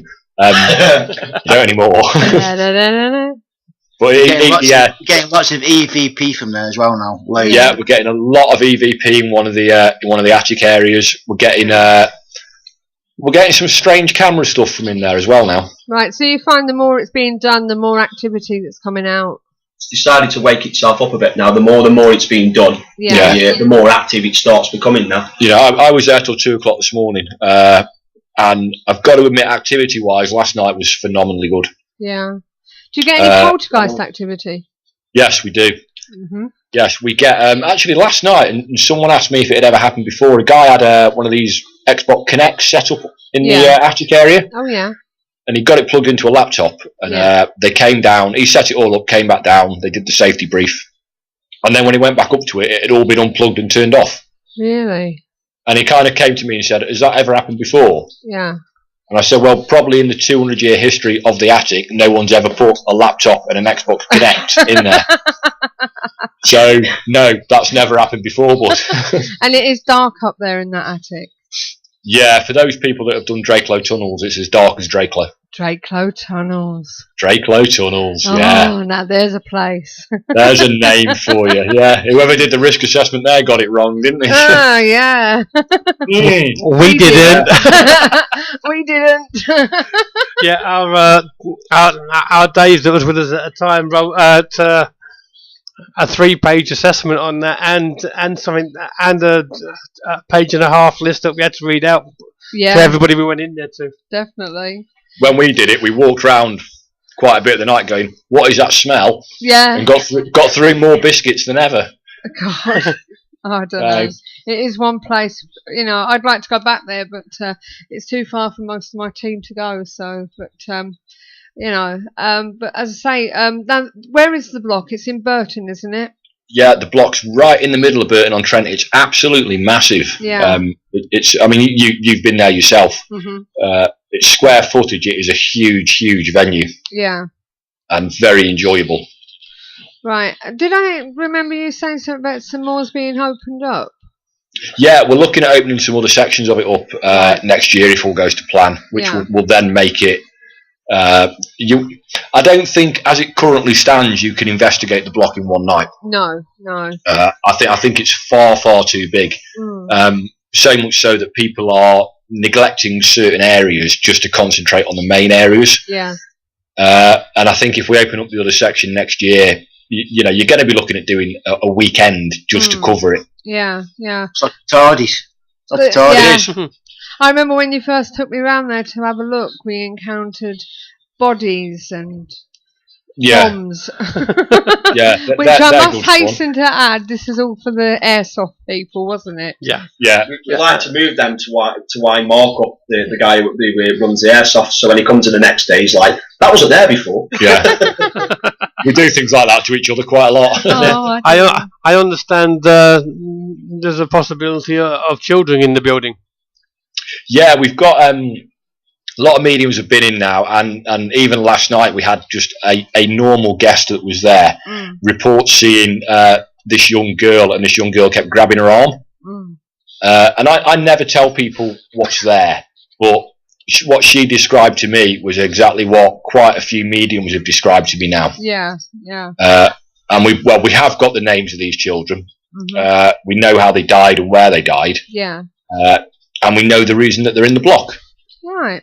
So it's always interesting when I get feedback from guests on the venue, and I say, "Oh, well, we got this, and we don't know if it's right," and I can just say to them, "Well, no, you're absolutely correct. Yeah. That is what does happen here." Yeah. We have heard them running about. Yeah. I've heard one laugh in my ear when I was there on my own, and I went and rang my team and said, "Get here quick," while I sit outside and have a coffee and cry. Aaron says, "Me and GA have kind of seen one of these children." Kind of seen one? That's intriguing. What do you mean by kind of seen? I think it was met in his shorts. Jade, is that you? Yeah. Oh, hang on, Jade's coming over soon because she's seen one. Oh, right. Go on, Jade, talk to us. Mike is yours, Jade. Hiya, Sue. Hiya, babe. There was a team there. Haunted Happenings were there this one night, and me and Aaron had to go up into the warehouse to check on the sound that was coming from next door because they were having a party. Yeah.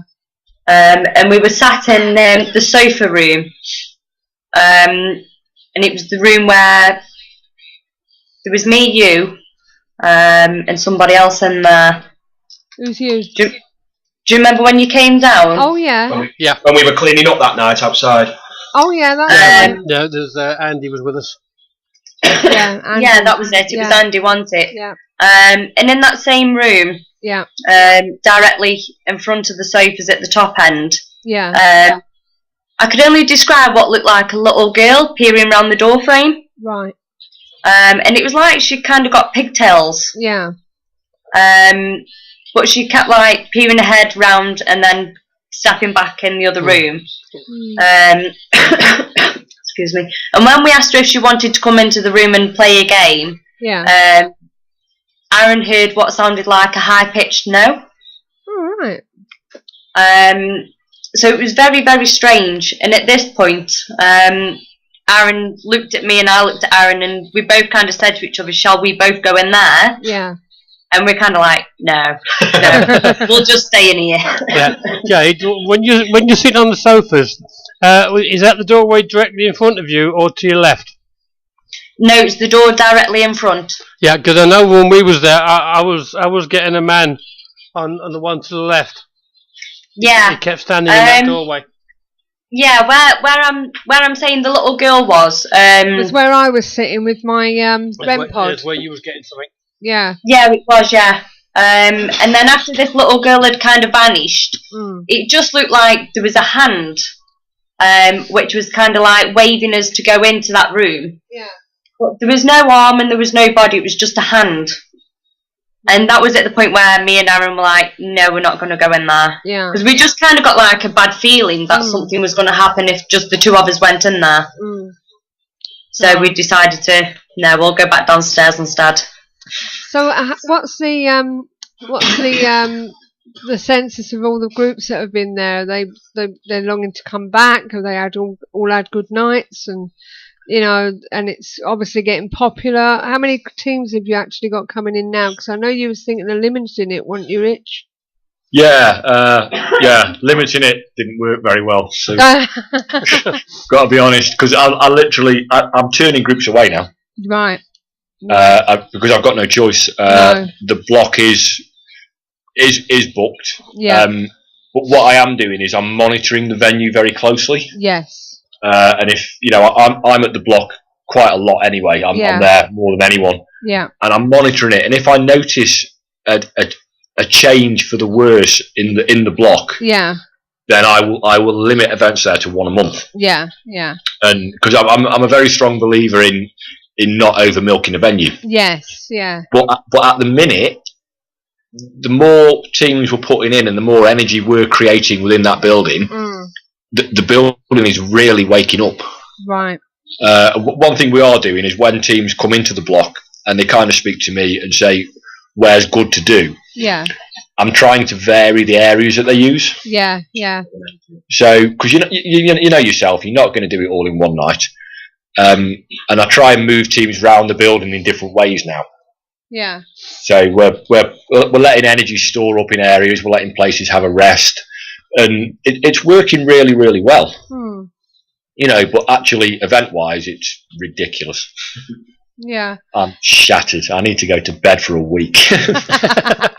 Now, when it comes to equipment and stuff like that, the Viscount's just said that he's ordered one of these. It's a Boo Body ghost hunted trigger. Oh dear. Viscount, mate, I've just ordered one. I ordered one about a month ago. What have you got one? Jade. And what's it like? It's $240. That's what it's like. You better make the bloody tea for that much money. I think the Pig's Ghost Store do something similar to that, and it's a lot cheaper. Yeah, I think they do. So I'm gonna. Just rub it in, Steve. Go on. But no, seriously, is it good? Does it work? Is it? I haven't received it yet. Yeah, I don't know. We ain't got it yet. You've not got it yet. No. When did you order it? About a month ago. Bloody hell. Ask Viscount. I don't know if you've got yours or not yet, but I was told mine had been mid-October. Right. Okay. To be fair, we've got some good plans for it. Especially the block with the children as well. Yeah.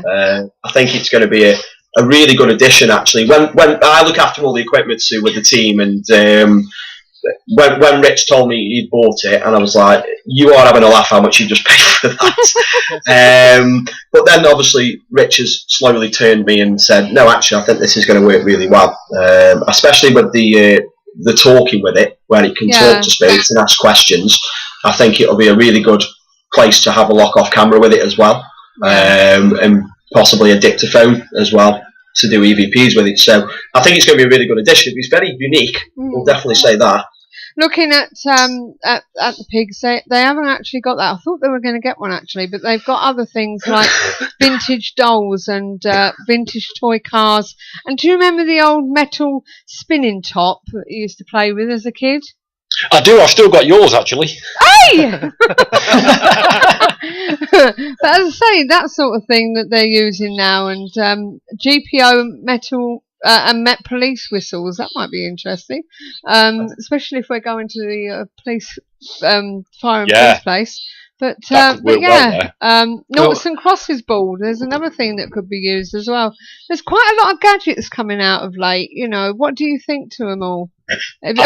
Don't laugh, they've even got a small glass bottle with the holy water in as well.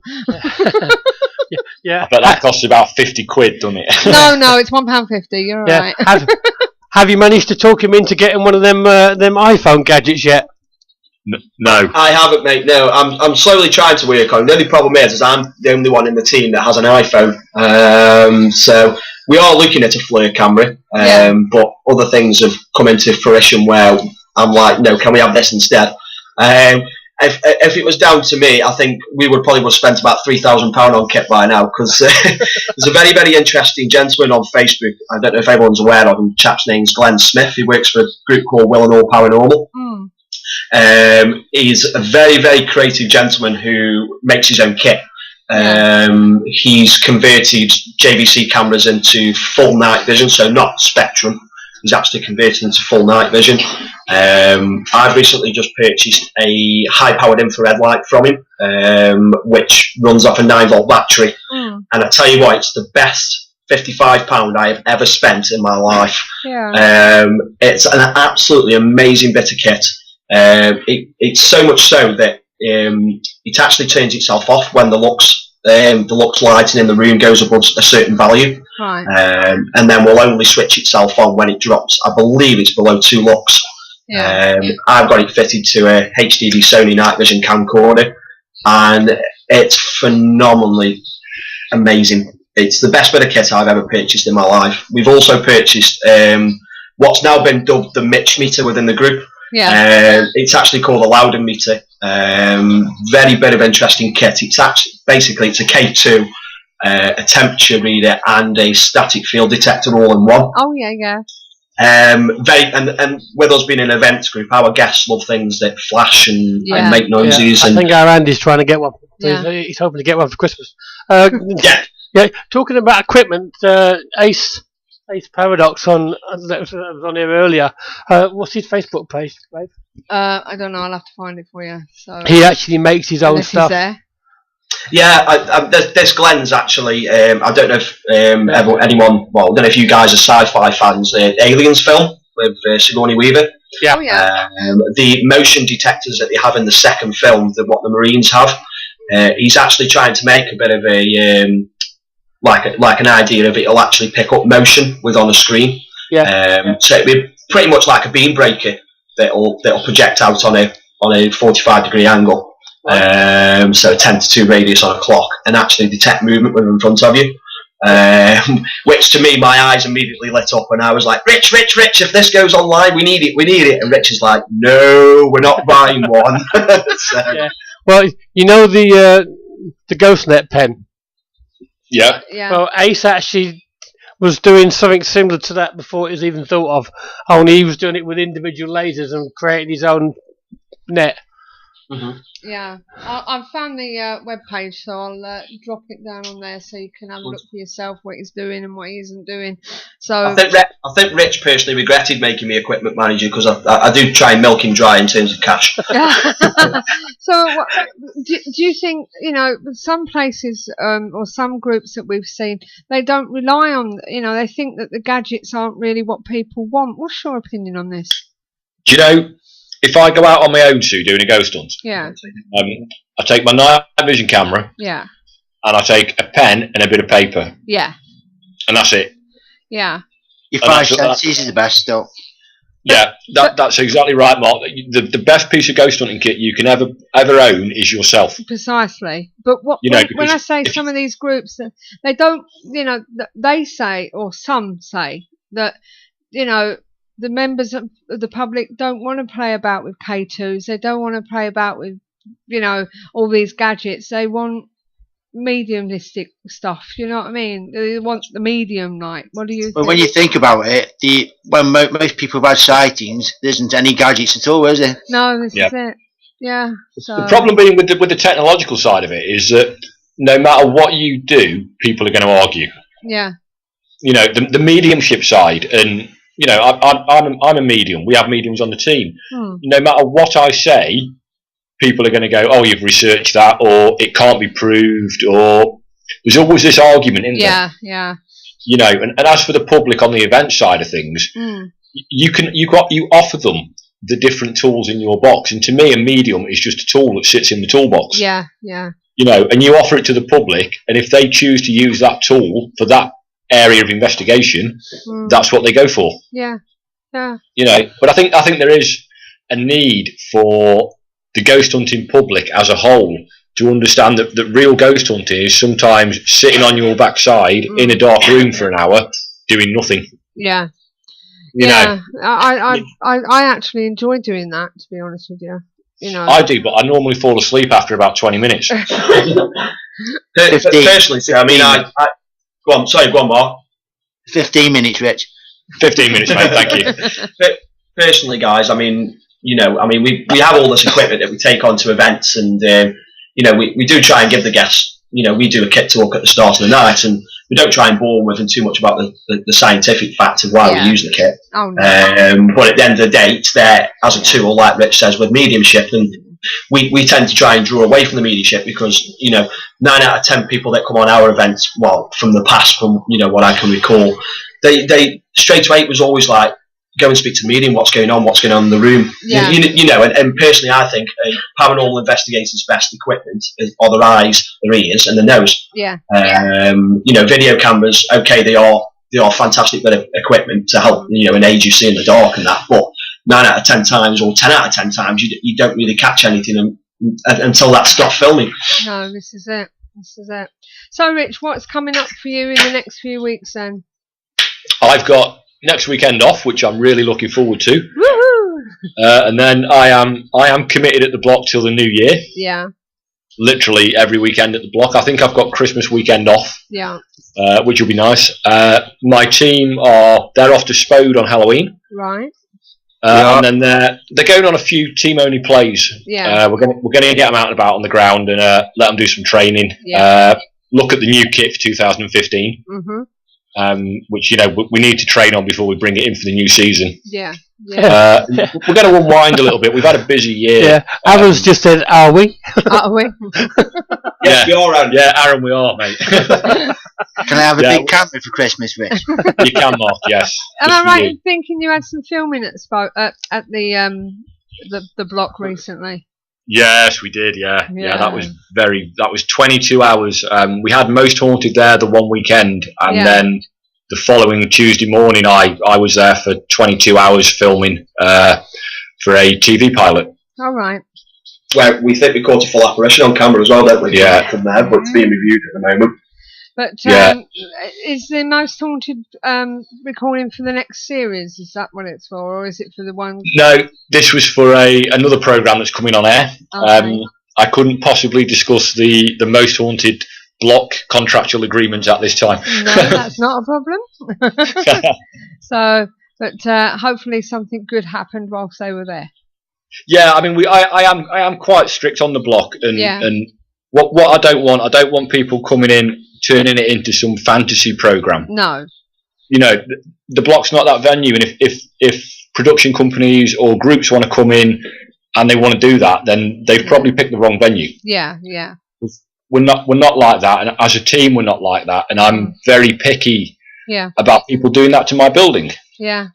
It's a real building. It's a real place for paranormal investigators to go and actually enjoy something. And whether it's 5 people going into the block or it's 40 people going into the block. Yeah.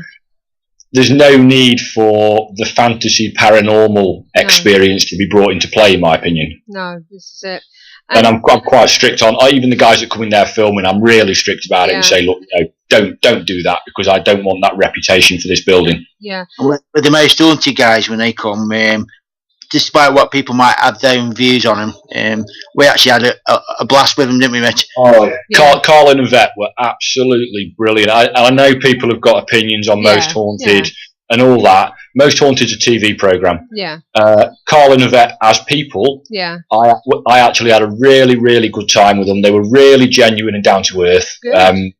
Carl is mad. He's absolutely insane. And it was a really, really enjoyable experience to have him at the block. And I can agree with that on Carl, because we met him, didn't we? Yeah, he's definitely insane. Him and Stuart. Yeah, he is. Him and Stuart. Yeah. So. Also, we had Ian Lawman with us this year as well, and what such a nice bloke he was as well. Yeah, Ian. I know they're on telly and they're famous in the industry, but all of them that I've met up to now and have had the pleasure of working with have been really, really nice people. Yeah. And me, Rich, I'm nice. You're a nice person, Mark. Yeah. Now, Richard, I believe that you have charity events at the block as well. We do, yes, we do. We're actually running a charity event next month there. Yeah. What's your criterion for charity events? My criteria for a charity event is quite simple. Ring me up or speak to me on Facebook or however you want and explain your charity requirements to me. Yeah. And then I go and speak to the MD of Urban 6 Airsoft, Mark, and we have a quick chat about it, and then we sort it out for you. Right. Okay. Basically you get our building for nothing. That's really good. We will support charities. People do need to understand that we are a business. Yes. We have got overheads to cover. But if someone comes to me and says we want to do this for charity, we will bend over backwards to help them and make it work. Yeah. Well, you've got to give back. Oh yeah. You have got to pay it back and give back what you can get out of it. So. And pay it forward, as we say. Yeah. Are you planning on camming the whole place up? Yes. In a word, we've literally. I was there last night, and one of my jobs there last night, apart from to look after the team that was there, I was actually measuring up for the camera system. And what we're going to do with that is we're going to stream it live 24 hours a day. Oh, that'd be good. That was Rich and mine's little brainwave, I think, Rich, wasn't it? I think that was actually your brainwave, mate. I think it's unusual. I think it's a brilliant idea, because apart from anything else, if you've got teams in, you can actually sit and watch the screens, and if anything happens, you can get to them pretty quick. Yeah. Yeah, because you're there, aren't you? When you're obviously overseeing the event, aren't you, Rich? Yeah, we're there mainly because the block is so big. Yeah. And you can get lost. I got turned around in it, and that was just for even our team members get lost. So, Jade got lost. I know she did. That's just in the toilet last night. So we're there to look after anything the team needs. Yeah. The guys that are there. We're there to provide any kind of medical assistance that is needed during the event. Yeah. General hospitality. We're just there to look after people. One thing we're not there to do is interfere. And if a team says to us, "We want you guys to stay in the back office all night," then that's exactly what we'll do. Yeah. If a team says to us, "Any chance you can help out," and that does happen quite a lot, then I will put my team leaders on the ground helping out and doing. We know the block better than anyone. Yeah. So we're there to literally help out and just be there, really. Yeah. So. Make sure people enjoy it and have a good experience. We're certainly not there to big ourselves up or big the venue up, because the venue does that itself. Yeah. Well, going back to what you were saying about charities, how many of you out there have actually heard somebody say that if you're doing it for a charity, it will be free? That's unheard of, isn't it? Assuming it's available. Assuming it's available. That's unheard of, though, isn't it? So. Yeah, genuinely, we're doing one next month. I've got one planned for next year that we're going to do for the neonatal unit. Yeah. And you should do it, locations, and if there's any location managers or owners listening tonight, you guys should be doing it as well. it's all right making a fortune off the paranormal industry, but there's people out there we can help. Why aren't we helping them? Well, this is it. Yeah. When we did the potteries, Sue, the 2 events that we did there were all for charity, and all the ticket, basically all the revenue from the tickets went straight to the neonatal clinic. So we kept absolutely nothing from that. And I know Mark had a lot of dealings with that because obviously Mark working there, and they were really, really good nights. We did one for the staff one week, and then we did it for the public the next week, and it was phenomenal. It was brilliant. It was absolutely brilliant. And at the end of the day, us as a team, we enjoy doing it so much that we're there to help charities and stuff like that as well. So I don't work. It's just a roomie. I just turn up. Yeah, you don't work. Well, just for Andy, because he's come back now from the bingo, can you quickly tell him what the block is all about? Yeah, again? he missed it. What the block is, Andy? The block is a massive venue, buddy, in the heart of Burton-on-Trent. I think it's rapidly on booking, becoming the biggest venue in the UK for this year. Every group wants to do it now. It's 4 stories. It's absolutely huge. It's the darkest venue I've ever done. It's the only venue where I've seen some of my team leaders refuse to go around the building on their own. It's the only building that I won't unlock on my own, and I'm not scared of a lot of buildings, and I won't do that building on my own. Andy, come down and join us there one night, buddy, because you will absolutely love the place. Anybody, she will tell you. She will tell you how. He says, what is it previously or now? What is it previously? It was built originally for the brewery trade. It was supplied all the hops and the malt to the brewery trade in Burton-on-Trent. It was then commandeered by the military for use in the Second World War. Both British troops were stationed there prior to the D-Day landings, and then when they came back from operational duty, it was used for medical purposes for the military again. It's currently used by a company called Urban 6 Airsoft, and we do airsoft and zombie events there. Yes, well, tell us about your zombie events.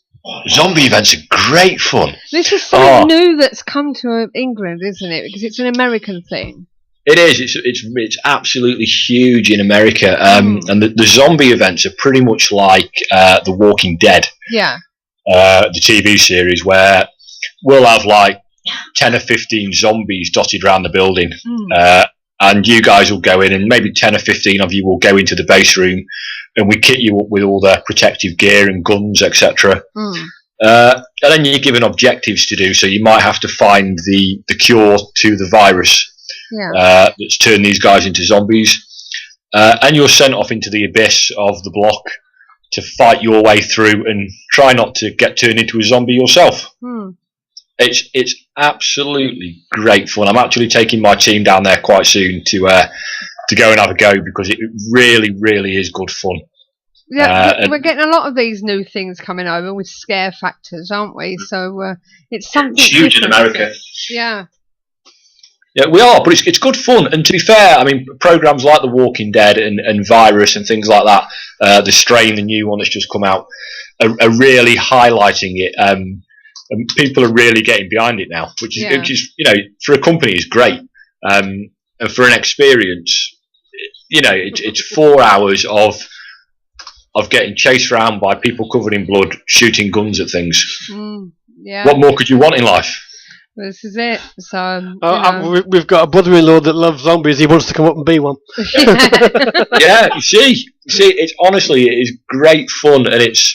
I say, if you go onto the Urban 6 website, it's all on there, and genuinely, it is a really, really good time for for men, for women, for zombie lovers, for zombie haters. It's worth doing. Yeah. So. Well, it's been great talking to you guys. And you, darling. Can you let us know your website for anyone who wants to go and visit? I can. If you go onto our main domain, which is obviously www. and then it's staffs-para.com. Okay. And if you go onto there, that'll take you through to our site for some of our upcoming events. I think Aaron's just posted. Yes, indeed. So, and the Viscount did as well. The Viscount says, I've got a clue. Get it on, Viscount. The Viscount is the guy that does paranormal events at Craignos Castle. Oh, I will be speaking to you, sir, because I want to take my team there for a bit of a team owning one night. Yeah, so if you have a word with Steve, he can give you all the details. So that's the Viscount.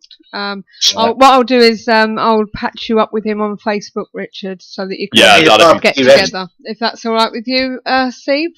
Yes, no worries. Yeah, we're planning the trip in August, aren't we? Yes, hopefully. Touch wood, if we can get a date. Yes. So. I think we've booked St Breville's for a team only jolly. Yeah. We're going down there for a weekend again to relax and ghost hunt in front of an open fire. Sounds good. So you'll have to let me know what you're doing, and me and Steve will have to pop down and join you sometime and meet the rest of your team. Yeah, I think you should. I think we should all get together one night and go and have a bit of fun. Why not? Why not? It sounds good to me, doesn't it, you, Steve? I'm always up for a bit of fun. Yes, definitely. we know that, Steve, but moving on from that one. Rich is the same, isn't he, Rich? Yes, I am, to be fair. So you're only worried, Rich, because I'm as bad as you. Steve, you taught me everything I know. Well, Richard, we'll have to not lose contact again, mate. You know what I mean? And definitely. You know, and you know, get to see each other more often, and Jade and the rest of the guys. Okay, and as I say, thanks for coming on the show tonight. Thanks for telling us about the block and other places and your opinions on things. It's been brilliant. It's been great having you guys on. So Merry Christmas, Rich. I'll see you next year, mate. Okay. Yeah, you take care. So as I say, thanks a lot, and I'll speak to you soon, babe. Sue, Steve, thank you very much. You guys take care, yeah? And you. You're welcome. See you guys. Bye. Bye. There you go. That's Richard Hawkins and his team from Spit Pound. Yeah, so you know, it is a nice place, isn't it? Otherwise known as the Staffordshire Paranormal Investigation Team. Yes, so Spit for short. So that was them, and this is us now. And what we're going to do is we're going to sort out the paranormal events for you. And here we go. We've got all the news right here. Don't go away. Fed up of wading through the activities and events that other advertisers include? Find just what you're looking for at paranormaleventsforyou.com, your one-stop paranormal directory. Well, first up for October. Yes, October starts in just a few days. On the 3rd of October through to the 5th, there's a psychic weekend at the Staverton Park, Daventry Road in Staverton, Northamptonshire, and it's with Derek Acora, TJ Higgs, Mandy Masters and Alex Bailey. On the 4th of October, the Forge Museum in Much Haddam, that's a very nice name, in Hearts, and that's being run by darkhappenings.com.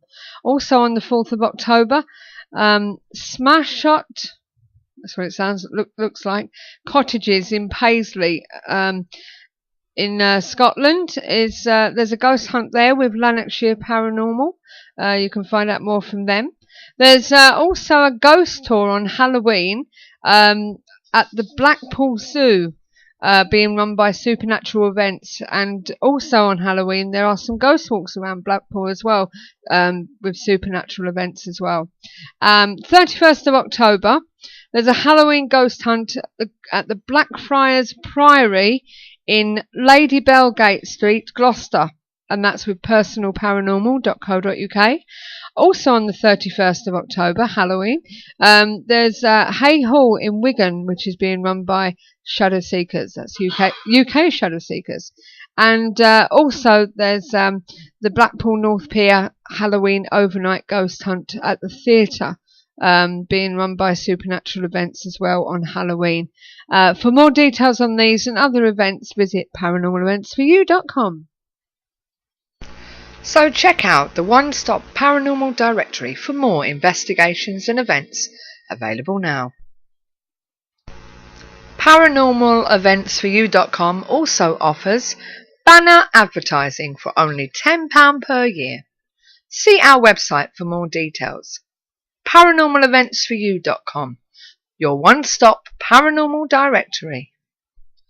Yeah, so that's the events that's coming up in October, and if things keep going the way they're going, there won't be many for me to read.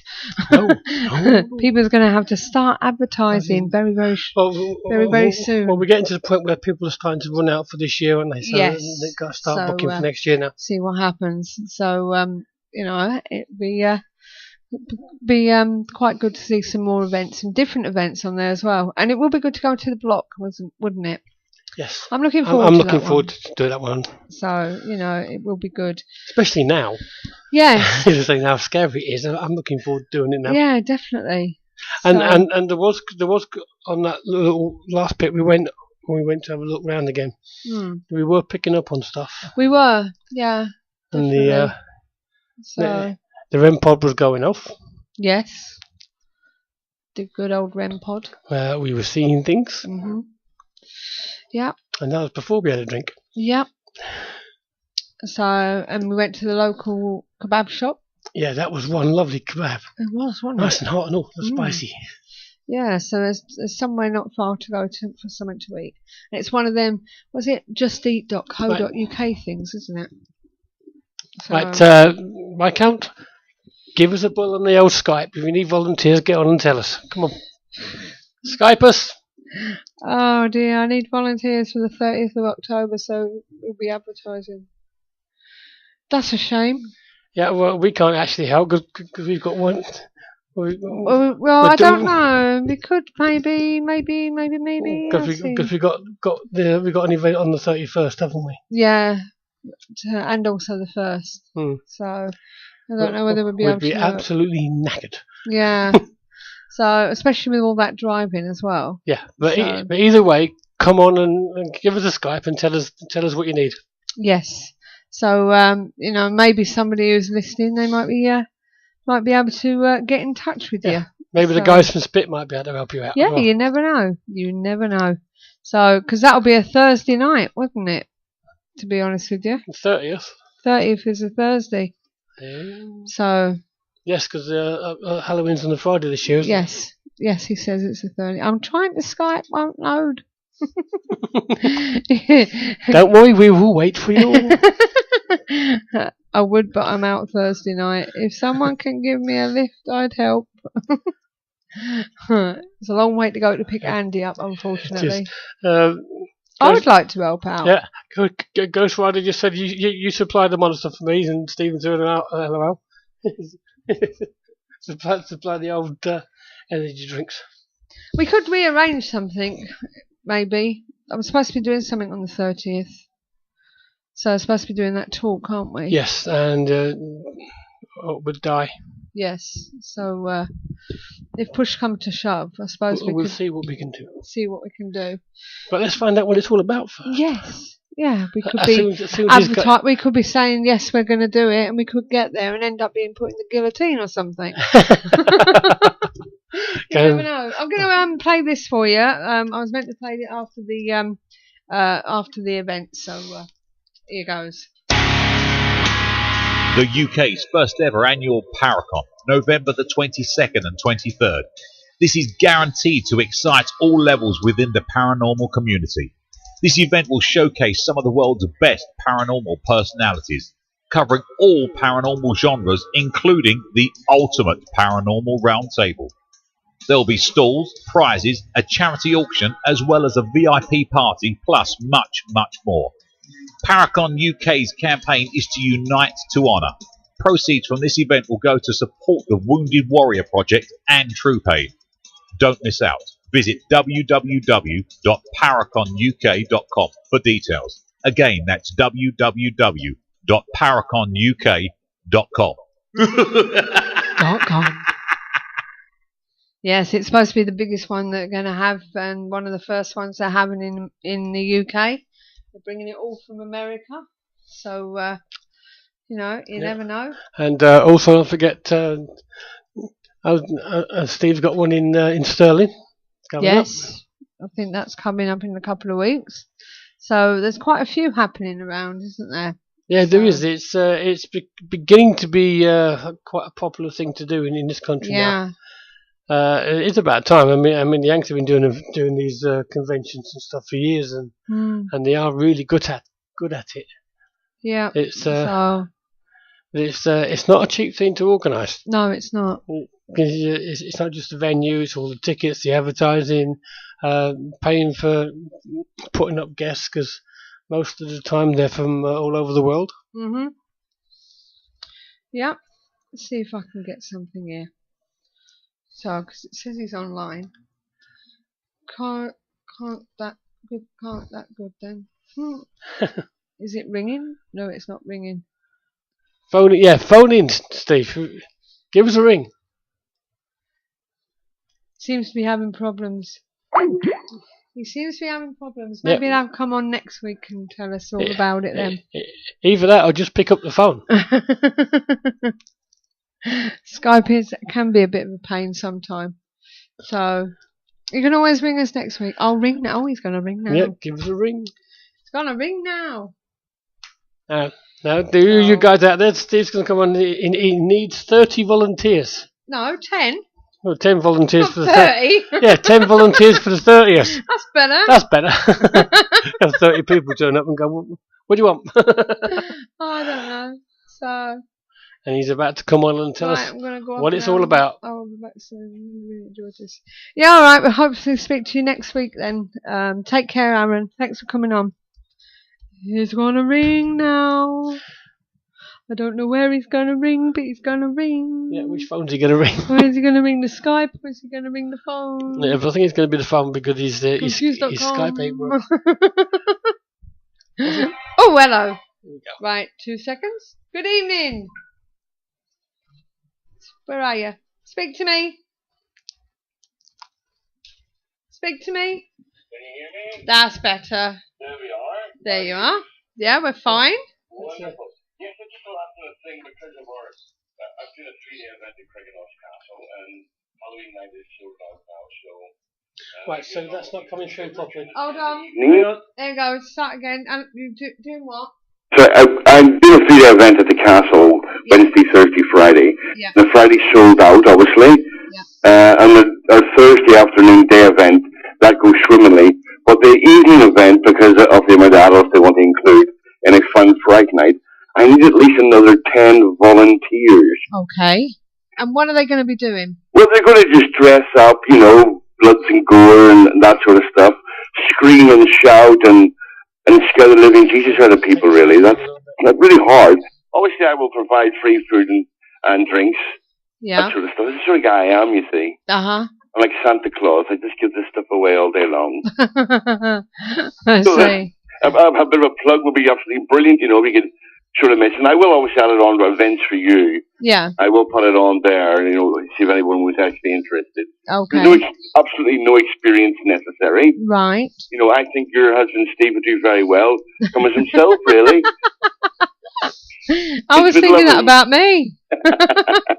So that's basically what it was. That was just a little plug there for our big Halloween event. So, like I say, we've got a free event going on. Yeah. And I just got back from Coventry, so that was another good one. So it's been a busy weekend for me, really. Yeah, because you've not long come back from being up here, have you? You know, it's the thing, you see. I like to skirt around the neighbourhood, you know, just turn up at people's doors willy-nilly. Yes, I noticed that. I don't want to drop names or I'm anything, still waiting for that picture. I will picture. say your tea was beautiful. I'm still waiting for that picture of you in Steve's seat. Me and who, sorry? When you were sitting in the hub. Oh, is it not up? I've not seen it yet. Well, I tell you, if it's not up, I'll do it right now. And I'll tag you in it on Twitter as well. You were so happy about that. I was over the moon, I really was, and I would love these to come one day. Yeah. I'd come and be actually sitting there with Stephen sitting just beside him, you know. We'll have two big shiny heads together. We'll have to pop down sometime and see you. Yeah, as I said, you're more than welcome anytime, you know that. Okay. Guys, just let me know you want to come and I'll take care of everything else. Okay then, my darling. So thank you for letting me do that. That's all Appreciate right. that. No problem. You take care. And you, honey, take care. Bye. Bye. Bye. Well, that's Steve. Now you know what he wants you to do. He wants you to dress up and scare people. Our John said he won't need makeup for that. Yes. So, Yeah, just take your teeth out, bro. So, but yeah, that sounds. It's all about Halloween, isn't it? Really. Yes. Yes. So Yes, we haven't done one of them for years, have we? No. A scary thing. No. Who have we actually got the week after Halloween? Let me just weekend after Halloween. Let's just have a look. November the 2nd, it will be, wouldn't it? We've got John Blackburn coming in with the Anguish Man. Okay. Yeah, he's bringing the painting in with him, isn't he? Yes, he is. I'm going to hang obsidian on it. Yeah, take it out of that. So basically, what we could do is maybe if there's anybody out there who's having any Halloween events, perhaps they can come on the phone or on Skype and tell us how it all went and things like that. That would be good, wouldn't it? It will. Yeah, John will be there then. He hasn't seen the Anguish Man, No, has he hasn't. No, he hasn't seen the Anguish Man. Andy's seen the Anguish Man. Yes, Andy did an invest with the Anguish Man. Yes, he did. So, but we've done long vigils with it. Yes. So, but as I say, it's quite a horrid photograph. Painting, isn't it? It's one of them things you can't help staring at. Yes. Yes, definitely. It's like, what? So, and you will be seeing it live on camera, and you can tell us what you think to it as well. So, let's see what happens. Yeah, we'll set it up so it can be seen. But until then, Coming soon. what have we got for you coming up next week? You ask. Well, I'll tell you what we've got. We will be talking to a guy called Paul Dow Roberts of HPI International, which stands for Haunted and Paranormal Investigations. He has been on over 900 investigations, so he should have plenty to talk about. Been a busy boy. Either that or he started very young. Yes. Well, he was born in 1955. So, he's been doing it for quite some time. So we'll be diving into the world of the paranormal with true interviews, investigations and monster hunts. And if you want to find out more about him, you can go to www.hpiparanormal.net. So this guy comes from Fresno.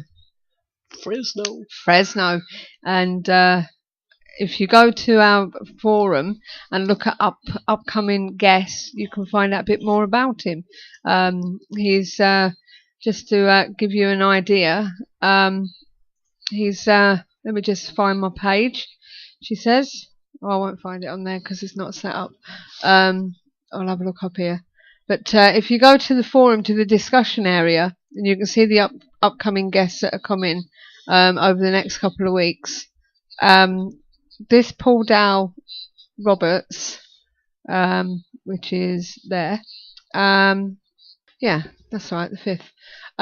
He was born in 1955 in Fresno, California. He has an associate degree in criminology. In 1977, he was a firefighter for a year, which he said was not his cup of tea.